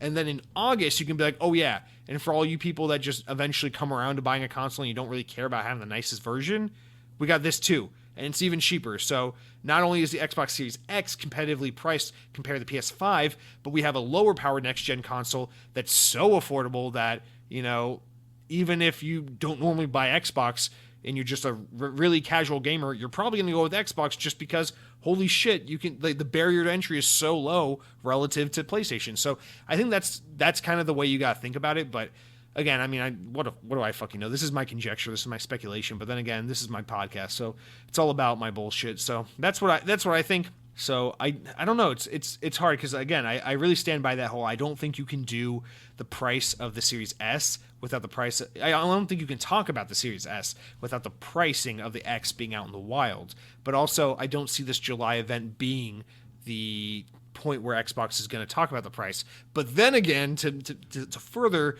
complicate the situation, these consoles are like 5 months away from hitting store shelves. At some point, Microsoft has got to be like, okay, enough is enough. We can't keep doing this fucking dance with Sony.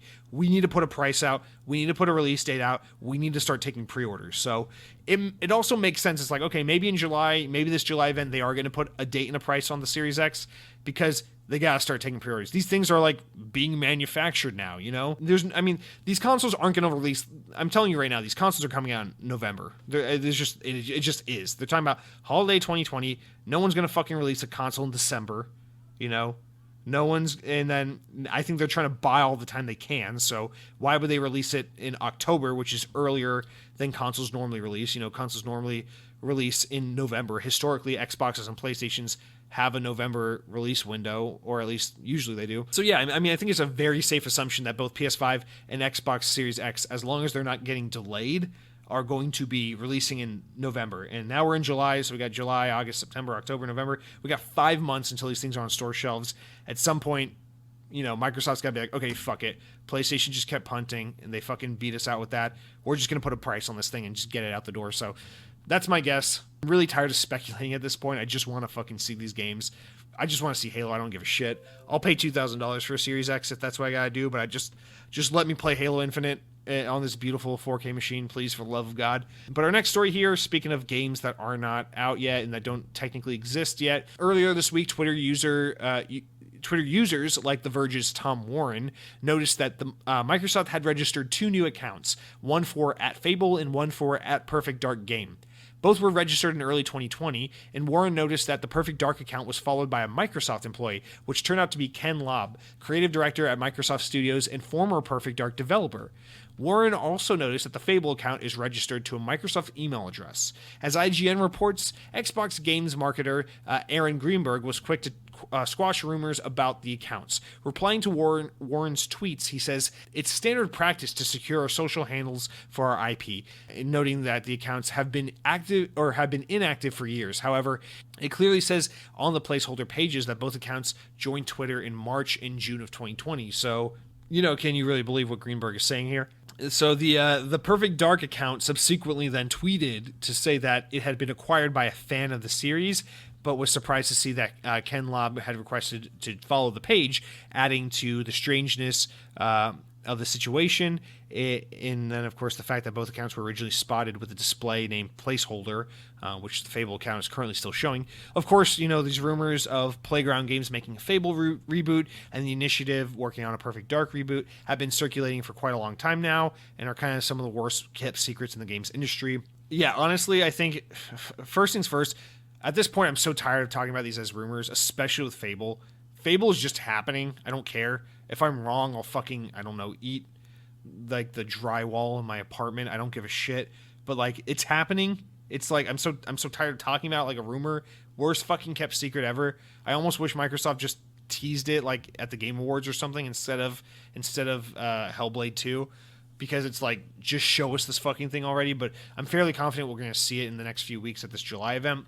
Perfect Dark, on the other hand, that's the one where I'm like, okay, I'm like 85% certain that's a thing, but I'm also pretty confident that's a thing as well. This is that whole thing that's like, I don't believe Aaron Greenberg here. I think Aaron Greenberg's trying to cover up. He's trying to keep the surprise there, even though, again, these secrets have been so poorly kept. These games are actually happening. There's just no way they're not happening at this point. So to try and be like, oh, well, these are just placeholders, we're just renewing the accounts. It's like, I mean, I can't back that that's true. I don't know. I don't know if there was a Fable account like back when Fable 3 came out. You know, that was like earlier days of Twitter. I don't know that was, I doubt it was out there, you know, but I just don't believe that they're just renewing it. I've never heard of like renewing a Twitter account or a Twitter handle rather. So this is just a whole, like, you're just making excuses. I know usually it's like, well, if the rumor was real, Microsoft wouldn't have said anything. I don't know. The way I'm seeing this is like, no, this is them trying to get in front of it and be like, no, don't believe the rumors. We're trying to keep a tight lid on this July event. We don't want anything to leak. We don't want there to be any, you know, lack of surprise. But I think both of these are legit. I think both of these accounts are legit. at least the Fable one is. I don't know. And regardless of whether or not the accounts are legit, it's like these games are both happening. So let's just stop fucking talking about it and just show us already, because especially with Fable, it's like the rumor of the Fable game, I think has been going on 3 years now. So like by the time this fucking Halo this Fable game gets shown, my grandchildren will be fucking gaming on Xbox. So I'm really at the point where it's like I'm not even having fun talking about those anymore. Just show them already. Just shut up and show us the game. But the next story here is that a little bit of a sad one. Dan McCulloch, the head of Xbox Live, has announced that he is leaving Microsoft. The announcement comes from his personal Twitter account, where he says that after 15 years at Xbox, I have announced today that I will be leaving. I made so many friends, learned so much, and truly had a blast. I'm extremely excited about the opportunities in my career, and I will be announcing that very soon. You will all be pumped. End quote. McCulloch didn't mention where he was going next, but still, he'll be leaving Microsoft in good hands as they head into the Series X generation and as Xbox Live continues to grow and thrive as a service. So there's not much to speculate on this. I don't think this is like this spells trouble. I think this is really just one of those things like this guy was in this position for a very long time. He helped pioneer and spearhead a very important movement in the games industry. And I think he's had his fun, and it's just kind of one of those things where this in-between space of like now we're going away from Xbox One and moving into the next generation. This is a good place to like put a pin in it and be like, all right, time for someone else to take the helm. I'm going on to the next creative project. You can imagine, after 15 plus years of being the Xbox Live guy, you probably get to a point where you're like, okay, I had my fun. This has become a little stale. I want a new creative project. Or maybe he's just getting older and he wants to do something else, or maybe he made his money and he just wants to retire. I don't know, but it's one of those things where like I saw a lot of people trying to read into this like, oh, does this spell trouble for Microsoft? I'm like, no, I think this is pretty normal at a time like this. It's a big transition phase for the brand, for the team, and I think this is a perfect time to be like, okay, let's put the Xbox Live brand in someone else's hands as we head into a new era of Xbox, so they can kind of spearhead it, make it their own, and take the helm rather than just having an awkward exit and shift of power at some random point in between during the generation proper. So I don't really see this as like anything to look into. I just think this is a guy who's ready for the next step in his career and moved on. But it is a little sad just because, we've seen a lot of people leave the Xbox ecosystem as of late in the past year. We lost Rod Ferguson, we lost Mike Ibarra. So it's just, we're just losing a lot of like figureheads in the Xbox realm, and so it's just kind of sad, But these things happen. This is how the video games industry in particular always is.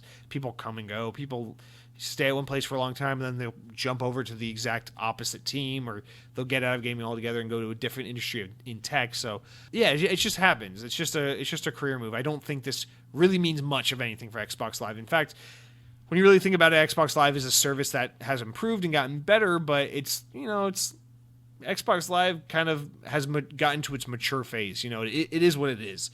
You're not going to see the Xbox Series X come out and they're going to be like, and here's what we're doing for Xbox Live. Here's how we're overhauling Xbox Live. It's completely different. Everything's different. I think it's going to be like Xbox Live is there on Series X, as it's always been with Xbox. So, this is just, a good time to leave and transition to the next thing. So, wishing all the best for Dan. Hopefully he finds happiness and success in whatever he does next. And of course, as an Xbox fan, thank you so much for all your hard work and your commitment to this brand and helping create this amazing service that has literally never gets the amount of attention and recognition it deserves for what it did to our industry. I mean, Xbox Live, people shit on Xbox like it's not, oh, Xbox is stupid. I like Nintendo. I like PlayStation. I like, Playboy. I don't like Xbox. But you can't deny how important of a brand Xbox is. And when you think about Xbox Live as a service, or Summer of Arcade or fucking just HD gaming on the Xbox 360, just all the innovations that the Xbox brand has brought into the games industry, it's like Xbox is such an indelible part of gaming culture and history. It's kind of amazing, what a massive role in this industry Xbox has played and how little credit it kind of gets for it. And I think Xbox Live is such a big part of that. It's like, I'm not saying, PlayStation was dabbling with online connectivity in the PS2 days. Sega was way ahead of this shit, like even in the Sega Genesis days, and the Sega Dreamcast was, they worked with Microsoft in the Sega Dreamcast days. There's a lot of Microsoft history. There's a lot of Xbox precursor history in the Sega Dreamcast, which is such an interesting thing you can look into. It's just, but like, really, so I'm not trying to give Xbox all the credit for this idea of like bringing console gaming online, but the Xbox original is really the console that did take it there, and the Xbox 360 is really the console that normalized it. And today we think of a world where we download our games and we play online and we're always connected online. We have friends lists and we're doing party chats and we're doing in-game chats and we're downloading indie games, and there are games that literally are only downloadable, and we just, the way our video games and our consoles interact with the internet is just as important as the ability to put a game in it and play it. And our consoles are entertainment machines. They're not just video game machines, and they're computers that run apps and do all these things. It's like Xbox was at the forefront of all that. And I'm not saying PlayStation would have never got there, or Nintendo would have never... Well, Nintendo wouldn't have ever gotten there because it's 2020 and Nintendo still isn't fucking there. But, Sony would have gotten there eventually, I'm sure. And, the computer... I don't know, PC gaming would have inspired console gaming more at some point. But Xbox really deserves credit for bringing it there, popularizing it, making it accessible to the mainstream, and normalizing this, making this an indelible function. And Dan played a massive part in that. And I think he's always going to be, unfortunately, he's one of those, he's in one of those roles where, not everyone knows his name. I'm not going to pretend like I know Dan, I've always been familiar with his work. I'm not, and I don't know, but he played a huge role in creating something that's really important to our brand here as Xbox fans. And I'm really appreciative of his work, wishing him the best, and just awesome moment to just kind of reflect on what a great, service he's helped to bring to life, and what a indelible part of gaming Xbox Live has been. So just really fun stuff, awesome stuff to think about. To just, I don't know, it's fun to get reflective and think about how important, something as assumed and taken for granted as Xbox Live is, in the world of gaming. So now we'll jump into a new story. Speaking of Ubisoft, we got that Ubisoft is getting ready to announce a new FPS battle royale game, reportedly called Hyperspace, but it is currently running under the project name Prisma Dimensions. A website for the game has already gone live, although apparently no one's seen it or something like that. But the game will apparently be free to play on both PC and consoles with cross-play functionality. The announcements or the rumors about it also notes that the game is set to enter a closed beta period like really soon, like next week, right after Ubisoft holds their digital summer showcase event called Ubisoft Forward. So that's going to take place on July 12th, which is next Sunday. And then it's expected that they'll reveal the game then and then go into a beta after the event. As details have come from the reports and the rumors, Hyperspace has reportedly been built in partnership with Twitch, and is one of the game's features is to allow the Twitch chat to directly impact the game live with game-changing events. So in our last story, we got reflective and really admired and appreciated how some innovative people spearheaded new territory in the games industry. And now what I'm going to do is shit on people who are trying to do just the same. So we got Ubisoft here. They're doing a Battle Royale game because everyone's got to have a Battle Royale game because they got to try to get in on that sweet Fortnite skins DLC cash. But they're going to try to do their twist on it because everyone's got to have their selling point. And it looks like they have some Twitch integration here, which is going to allow Twitch chat users to impact the game directly. Now, again, I'm not experienced enough with streaming platforms to know exactly or specifically how this has been done before. But am I not wrong that there have been games or examples of like Twitch streams where like the chat can directly affect the game?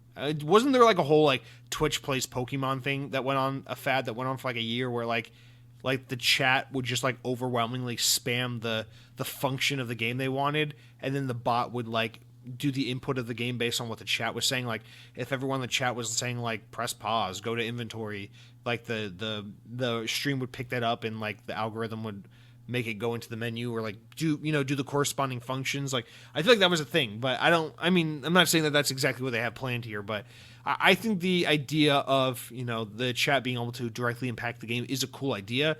just because you think about Fortnite, you think about Ninja, you think about Twitch and things like that, and it's like there's this very, very correlated, very distinctive relationship between streaming and video games, streaming and battle royale games, and kind of how the two kind of came up together and have such an indelible relationship with one another.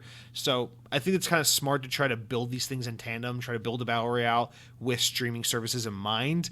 But, I mean, we'll fucking see what it looks like. I'm sure we'll see it next week, and it'll have a super Overwatch, Fortnite-looking art style, and there will be cartoon girls and neon colors and anime boys with colored hair, and they'll be all character-like, and they'll all have personalities and be super over-designed, and then you'll be able to do shit, and then it'll probably come out and either be super big or super floppy. So I don't know. It's so hard for me to even feign any remote interest or excitement for anything in the Battle Royale realm, because there's Apex Legends, which I think is pretty cool, but barely play, and then there's everything else, and I don't care about it. So Ubisoft is doing some kind of Battle Royale. We will learn about that in the coming days, apparently. Our next story here, as we wrap up with our final stories of the week, we've got, speaking of controversy, we've got, as reported from IGN, Warner Bros. Interactive Entertainment's rumored Harry Potter RPG game is reportedly being set to release in late 2021 on PS5, Series X, and according to Bloomberg, the developers have said to be rattled by such issues of COVID-19, J.K. Rowling's controversial comments as of late, and the possible sale of WB video games as a publishing business. So this Harry Potter RPG has been long rumored, as we all know from now. It's been in talks for a long, long time. This is like the Fable reboot. It's basically, we've been hearing about this forever, and maybe one day our grandkids will get to play it, but we've never had an official announcement. So while there has been, supposed gameplay leaks of it, which we saw a year or two ago, WB has yet to confirm this much anticipated title to the world at large. The project is said to let players become wizards in an open world game that takes place at Hogwarts and its nearby locations. But two anonymous sources close to the project have revealed to Bloomberg that the project is very real and is very much in development at Avalanche Software in Salt Lake City, Utah. Of course, you may be familiar with this studio because I always shout them out. They are, yes, the developer behind the late, great Disney Infinity. Such a phenomenal game, such a beautiful game, lost to time, lost to the reign of Robert Iger, who decided that Jesse doesn't deserve to be happy, so Disney Infinity cannot continue to live on. But the sources have confirmed the leak from 2018, that gameplay leak from 2 years ago, was authentic, but many of the rumors that have come after are false. In fact, it was said that despite the COVID-19 pandemic, the possible sale of WB video games, and the fierce backlash of the franchise's creator, J.K. Rowling, that the game, despite all that shit, the game still remains to be on track for a 2021 release. There's a lot of anxiety in the studio, however, especially due to the aforementioned comments by J.K. Rowling that are widely viewed as transphobic. According to one person, the studio's management has not addressed the controversy of Rowling, but many have spoke out against Rowling's comments, including those from the movies and the books, the Daniel Radcliffes, the Emma Watsons, the Eddie Redmaynes. Whoever that is, I don't recognize that one. But Rowling is still J.K. Rowling is still very involved in most Harry Potter projects, although one of the sources said that she has very little direct involvement in this project. So I'm just going to stop right there before I finish. Fuck it, we'll just finish it. No, we're not going to finish it. We'll stop right there for a second. First of all, the Bloomberg report, that means it's, what's his face? Jason Schreier, who left Kotaku to go work at Bloomberg. So keep in mind, this is one of his reports, so it's going to be one of those very agenda-driven stories. So basically, my job is anytime I see Jason Schreier wrote something, it is to be appreciative because he does actually do some decent investigative work, but also rip it to shreds because he's Jason Schreier and he definitely has an agenda or a slant at literally all the reporting he does, because he's the furthest thing from a non-biased, reporter who's not trying to just report the facts. He's trying to push an agenda. I gotta say here, this whole thing about how they're trying to distance themselves from Rowling and all that. It's okay, listen, J.K. Rowling, I know she has a history of being very involved with all Harry Potter related things because she's not creative enough to come up with anything other than Harry Potter. But let's make one thing clear. J.K. Rowling's lack of involvement with this Harry Potter game has nothing to do with the comments she made or anything. This has 100% to do with the fact that this woman isn't leaving, her rainy, cloudy, flat, if you will, and the United Kingdom to come over to Salt Lake City, Utah, and work with the ex-Disney Infinity guys on a Harry Potter game. In fact, this game's probably being treated like most video games, most licensed video games, where it's like they got rights to the game, and they're just kind of having free reign with it. I can't imagine J.K. Rowling being heavily involved in the development of a video game. This is just one of those things where it's like, well, of course, it's like the studio basically just going nuts with it. The only time you really see this be the case where it's like someone has a heavy hand in making sure the game is a certain way is like the only times I can think of that with an IP is like recently Marvel's kind of been on that kick.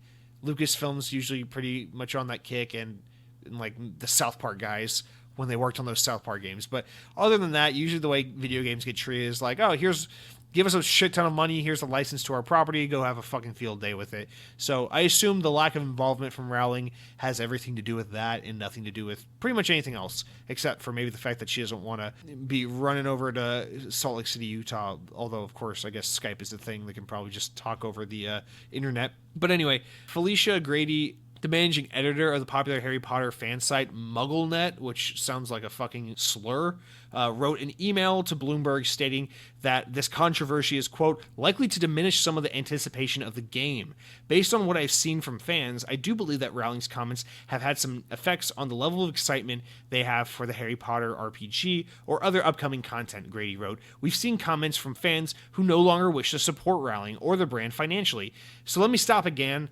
Because this is actually all absolute bullshit. I know what J.K. Rowling said was, transphobic and it's been very controversial, but let me remind you that this is the internet we're talking about, where you can pretty much be the biggest dirtbag in the world and then, give it like 2-3 months tops, and everyone will forget about it and move on because people are actually too distracted with whatever's next to hold people accountable for shit they say. So, yeah, of course there's going to be a specific small amount of people who are going to hold J.K. Rowling accountable for what she said and maybe stop, supporting the Harry Potter franchise. But I don't think at the end of the day, especially considering the fact that this game is like a year and a half out from being released, I don't think for a single fucking second that J.K. Rowling's comments are truly going to hinder this game's potential for financial success, because by the time this comes out in 12 to 16 months, we'll be so far removed from J.K. Rowling's comments, and unfortunately the world will have moved on and pretty much given up on caring, because that's how the internet works. You can say grab him by the pussy in September and be the president of the United States in November. So that's the world we live in, and I'm not trying to make a political statement. I just think that's a funny way of putting it. So that's where I am on that. I think that's kind of a bullshit concern. And then the last part of this story is that the possible sale of WB Games is also a big concern for the studio, according to Bloomberg. They say that expensive projects can be, quote, the most at risk in the cancellation in the event of a sale, especially one that has been in development for a very long time, as this game has been. The issues that have caused WB to shift their plans regarding the reveal of the project, which was originally going to appear during E3 2020. The new plan, according to those familiar with such things, is to unveil the new Batman games in August at the DC Fandom, which we talked about last week, and then focus on Harry Potter at a later date. These plans, however, were made prior to Rowling's comments, so you don't know how COVID and these plans and all this bullshit might be affecting things.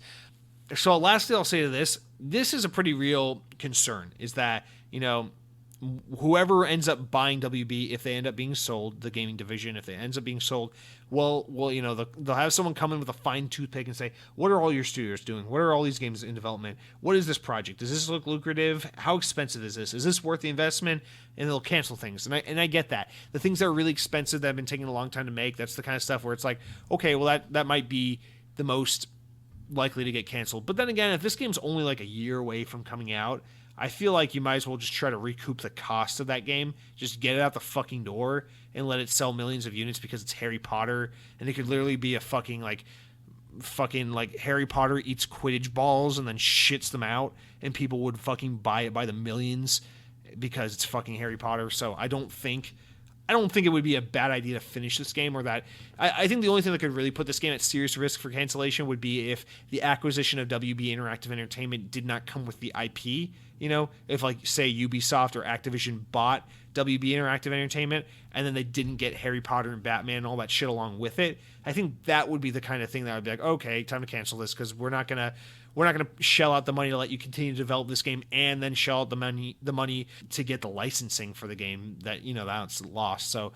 I think that's the bigger concern here, but I'm still fairly confident this game is happening. I mean, fucking I guess it really hasn't been in development for too long. I think Avalanche must have been working on it since 2017 because, I don't know, Disney Infinity got the axe in May of 2016. I remember because I was at Epcot crying my fucking eyes out about it right before the fireworks started. And yeah, so it got canceled in May of 2016. That same day, they announced that they were basically firing everyone, disbanding their game initiative at Disney. And then it was announced 6 months later. It was either in December 2016 or January of 2017, that WB announced that they had acquired, that they basically swooped in, saved Avalanche Software from shuttering, and saved the team and saved the brand, bought it from Disney, and took that team over, and that they were releasing like a movie tie-in game for the Cars 3 video game. So you're only getting the inside scoop on this shit because it's all about Disney games, so that's why I know about this shit. But yeah, they swooped in and they bought them. So that must have happened, honestly, shortly after Disney disbanded them in May of 2016. So I assume that they were owned by WB and working on something basically for like 5 or 6 months before we got an announcement. And that was, of course, Cars 3 Driven to Win, which was announced in early 2017, released in the summer of 2017 around the time the movie came out in June. Great movie, Cars 3. Go watch it if you haven't. And then after that, the rumor was that they were hard at work, all hands on deck on this Harry Potter RPG, and that's been the story ever since. So it's now been 3 years since Cars 3, the game, came out, and that this game has been, more or less rumored / confirmed to be in development. So I assume they were probably in pre-production on Harry Potter while they were developing Cars 3. So you say maybe sometime around mid to late 2016. So the game's approaching 4 years of development, but that's for a current generation like AAA-ish RPG open world game, 3 to 4 years is actually pretty standard. That's not that, it's not that excruciating or long. I don't feel like, I don't know. I feel like at that point it's like, it doesn't seem like the game's in development hell. Just go ahead and finish her up and put her out the door so you can make your millions of bucks off all the fucking muggles, as they call them. And then, maybe after that, never make Avalanche make another Harry Potter game again, because they have shown us Disney Infinity, so why punish them and make them make a game about a pale-faced British fuckboy who goes around waving wooden sticks at owls to make them feel tickly feelings in their tummies and float around in the sky. That's fucking weird.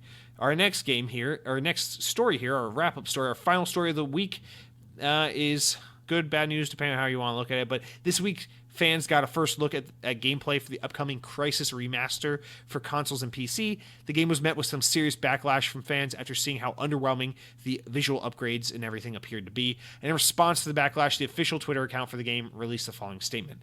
Dear Crysis fans, as you know, Crysis Remastered will be coming into the world this year, and at the same time, the Crysis IP will debut on Nintendo Switch, yada yada. Your passion for Crysis franchise deserves an undeniably high-quality game, and we are committed to delivering just that. To ensure that we have met the commitment, we will need to delay the launch on all platforms and the trailer premiere by a few weeks, because they already started pre-orders for the Switch. They will stay open, but pre-orders for other platforms will be delayed as well.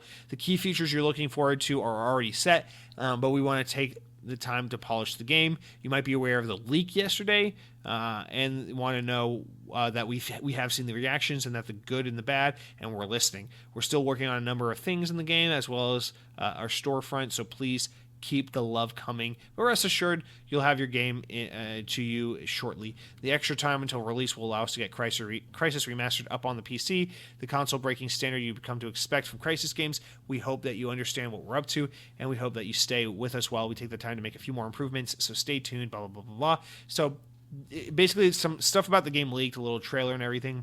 Everyone was super salty about how it didn't look that impressive, and then they were basically like, oh shit, we're delaying it a little bit. So that's weird. Apparently, like, the report is that like they hadn't ever really shared the game with anyone before they decided to kind of show it to the public, even though they were about to release it in just a few weeks. But then, after getting the first taste of fan backlash or the first taste of feedback, they were just like, fuck it, we're not doing it. And then according to the Microsoft Store, the title was supposed to launch on July 23rd. So now it's going to be pushed back probably sometime to late August. The Crysis team says that they're delaying it for just a few weeks. The game runs at a 4K resolution on the Xbox One X and has a file size of only 7 gigabytes, so it's unclear if the game will get a big old day one patch. But that's pretty much assumed at this point because of what they're having to do. It's pretty much had gone gold by now, so I can't imagine it's not just going to be a big old day one patch. But if you were looking forward to the Crysis Remastered, good news, bad news, it's getting delayed, so that's for the better. Bad news, it's getting delayed, so you gotta wait a little longer. Good news, it's not that long of a delay. Bad news, you gotta play Crysis. So there's all that going on. Really not much to dive into there. It's just a little weird to me that they were like so ready to release a game that they hadn't even shown off, and they're like, oh fuck, we were just about to release this game that we haven't even shown you yet, and it turns out you don't like it based on leaks. I guess we'll delay it. So I don't really know what a couple weeks will buy them, but here's hoping they can overnight do what they need to do and make people stop being all bitchy and moany about it. But that's going to do it for all of our news stories this week. We will now jump into important enough news. Stories important enough to make the podcast, but not important enough to warrant their own discussions. We got a couple of them, so we'll rattle them off. Number one, IGN reports that Call of Duty Warzone will soon be getting a new limited-time 200-player Battle Royale mode that will allow up to 50 quads of operators to fight for victory, whatever that means. The update is available right now. I think I meant to say squads. Next, IGN reports that Tales of Arise, the next entry in the beloved Tales of series, has been delayed from its 2020 release window due to the COVID-19 pandemic. And this is an interesting story where the developers pretty much just say that the game graphically looks like shit, and that's why they're delaying it, and that they just want to take more time to make it look prettier. So I thought it was pretty funny how candid they were about it. But yeah, so that'll probably come out sometime in early to mid 2021. Next story here is that CD Projekt Red have confirmed that a second Night City Wire live stream event showing off further details about Cyberpunk 2077 will take place in the next few weeks, so stay tuned for an official date. Next, Machine Games and Bethesda have released a Wolfenstein Alt History Collection, now available on Xbox One and PC. The compilation contains The New Order, its DLC, Wolfenstein 2, The New Colossus, and Youngblood for $80. So it's like $120 worth of content, but really only like 2 of those games are any good, so I would just buy them individually. Next, we've got that Minecraft Dungeons first DLC pack, Jungle Awakens, is out now as part of the Hero Pass or standalone for purchase, and the DLC includes new gear, new weapons, armor, artifacts, new enemies, including mobs like Leap Leaf, and the Whisperer, 3 new areas to explore, a new boss known as the Jungle Abomination, and more. If you got Game Pass, you're good to go on that. Yeah. And then Mojang have released Mojang, whatever you want to say, have released the soundtrack for Minecraft Dungeons on Spotify and on Apple Music. And the track listing includes the new music from the Jungle Awakens DLC. Next, we got Xbox Game Bar now has a widget store that's available on Windows 10, which allows gamers to download and customize new widgets to personalize their gaming experience on the PC. Next, we got Sea of Thieves will be getting custom servers in the near future, according to developer Rare. Sea of Thieves executive producer Joe Niate explained the feature will be coming to the game in the form of an early alpha version. The alpha version will be open to select creators in the community. And then next, we've got that coming soon, a couple new games coming to Xbox Game Pass that you can look forward to. Actually, most of these are already out, but the first 2 are Out of the Park Baseball 21 and Soul Calibur 6. They're both on Game Pass now. The first one is on PC. The second one is on console. The next, we got Crosscode coming on July 9th to console, and then Fallout 76 is coming to console on July 9th and PC as well. Now, also, Game Pass, you got some DLC game updates coming to Game Pass. You got Minecraft Dungeons, Jungle Awakens, so that's there if you got the Game Pass.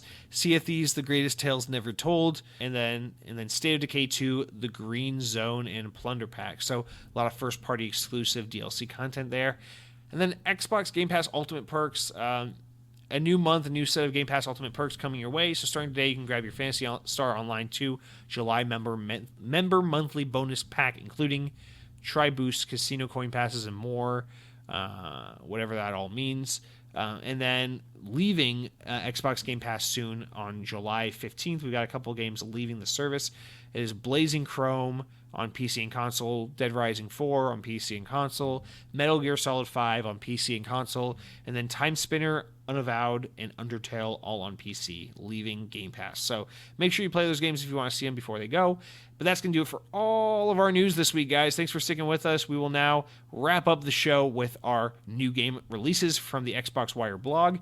This week, there are strikingly very few new games coming to the console. There are a total of 5 new games coming to Xbox this week, and as tradition dictates, we will go over all 5 games, assuming what they are based on nothing more than a screenshot and a game title. So our first game here is called Hunting Simulator 2, and it shows a guy with his dog walking through the forest. So you might ask yourself, oh, I've played Hunting Simulator 1. You go out into the woods, you hunt deer, you hunt pigs or ducks or whatever the fuck it is you hunt, and that's the game. How do you make a sequel to that? How do you expand on that formula? How do you make it bigger? Well, I'll tell you how. Hunting Simulator 2. This game, you get to do more types of hunting. That's right. You get to do hunting in scenarios where you wouldn't normally hunt. Shopping malls. Shoot a fucking zebra in a shopping mall. That's what you get to do in Hunting Simulator 2. Go to a fucking theme park. Oh my god, did you notice how many squirrels run around theme parks? Shoot them all. That's what Hunting Simulator 2 is all about. Sky's the limit. Go into the fucking White House. You get to do rodent hunting. That's a very old building. There's probably cockroaches and shit. You get to go hunt them all. You get to go into the Hot Topic and perform Hunting Simulator on Scene Kids. So all different types of hunting scenarios you can embark on in Hunting Simulator 2. Definitely a game worth checking out. I still don't know what the guy in the camo jacket with the dog has to do with that, though. But still, definitely a game worth checking out, and it is out on right now, actually. It's already out. The next game here is called the Ottoman Empire. So you may have heard of the Ottoman Empire. But the Ottoman Empire is a little different in that you play as a man whose last name is Otterman, and a lot of people call him Ottoman. And that really gets him pissed off, so he turns himself into Octoman, which gets misconstrued into octopus. So he goes to college and gets a PhD and becomes Dr. Octopus, and then he fights Spider-Man and kills him. So this is kind of the premise of Spider-Man's archenemy, or one of those archenemies, the Dr. Octopus, and this is about his empire, the Ottoman Empire. So you will claw your way through rigorous college programs and get laughed at by kids, ultimately to create some arms that attach onto your spinal cord and make you a villain. So you can play that beginning today on July 2nd. It is now out. Enjoy that shit. Our next game here is called Alpha Dia Genesis. It comes out on July 3rd. This is. Have you ever wished? Gee whiz! I wish my Xbox Series X could play PlayStation 1 games, because that's what Alpha Dia Genesis is. It's basically a glorified PlayStation 1 game on your Xbox Series X. And guess what? It's an Xbox Play Anywhere game. So maybe you can take this game and play it on your PlayStation 1, because that's where it belongs. It is also, there's a girl with blue hair. There's a boy with a beret. There's a guy with a scarf and long hair who looks like he's trying to get strong. And then there's a overly sexualized blonde girl with a short skirt. And what would they be fighting other than a fucking dragon? So I know if I were a female and I had to go fight a dragon, I'd probably fucking dress up like I'm trying to impress my new boyfriend on Valentine's Day. So that's what you fucking do in this PlayStation 1 exclusive Alpha Dia Genesis.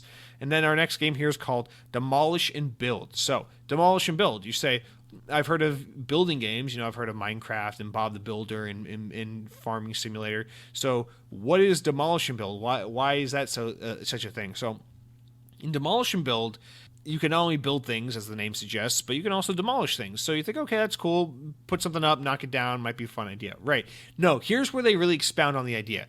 Come out July 3rd, by the way, so be ready for this shit on Friday.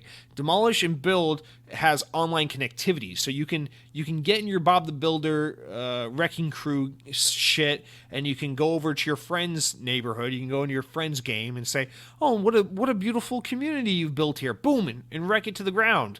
So that's the kind of shit you get into in Demolish Builder. Also, the contract man is standing at one end of the screen, and there's some construction equipment operating on the other side of the screen. So that makes me think, in this world, in this demolish and build alternate universe, construction machines are sentient, they have their own minds, and they are able to perform tasks on their own separate from humans. So I'm not really sure what roles humans play in this. Maybe it's like a whole dichotomy of like humans are builders, machines are destroyers, or vice versa. But definitely an interesting game worth checking out. And then our final game of the week here is Clash Force, which is one of those old-timey games where you play as a rhino with a gun. It looks kind of like Mega Man or any other 2D game you've ever seen. And you may be asking yourself, why does this rhino have a gun? And it's because it's actually quite an interesting thing you can learn about. By the way, it's coming out Friday, so get your wallets ready.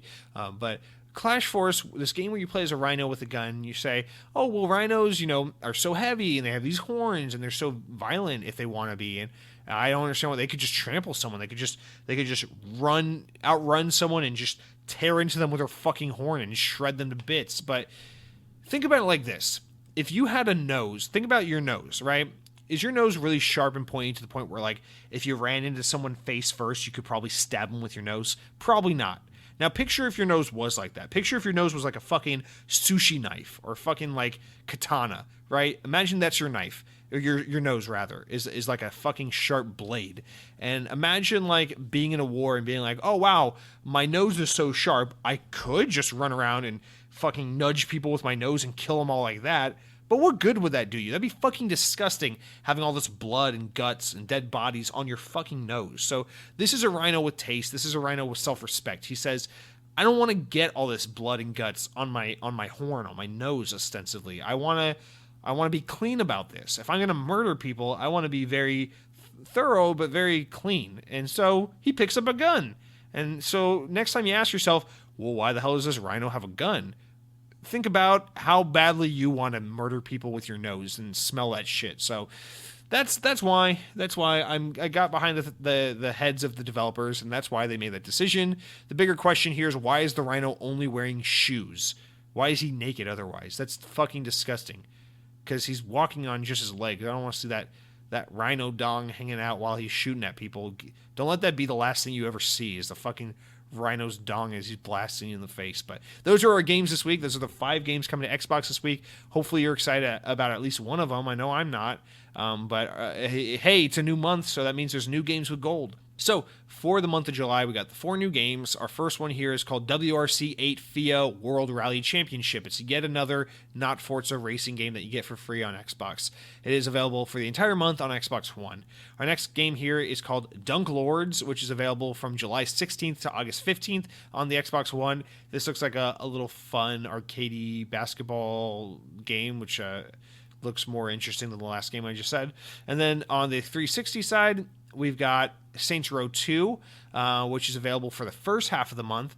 And then on the second half of the month, it's a 360 backwards compatible game. We've got Juju, which I've never heard of, but I assume it is like the 4th entry in the Tak and the Power of Juju series, which is another game that was created by Avalanche Software long before they were owned by Disney, back when they were commissioning games and making shit for Nickelodeon.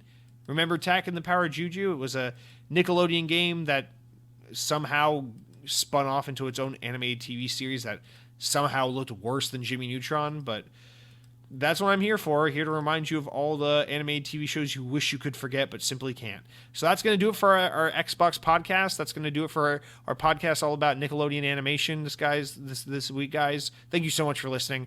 Remember, follow me at that Instagram account I can't remember my handle for. Remember to follow me on Twitter. This week, I will be tweeting from the Ben & Jerry's Twitter account, so everything ice cream. If you want to know the hot scoop on everything cold, follow Ben & Jerry's. I will be tweeting snarky comments about ice cream flavors.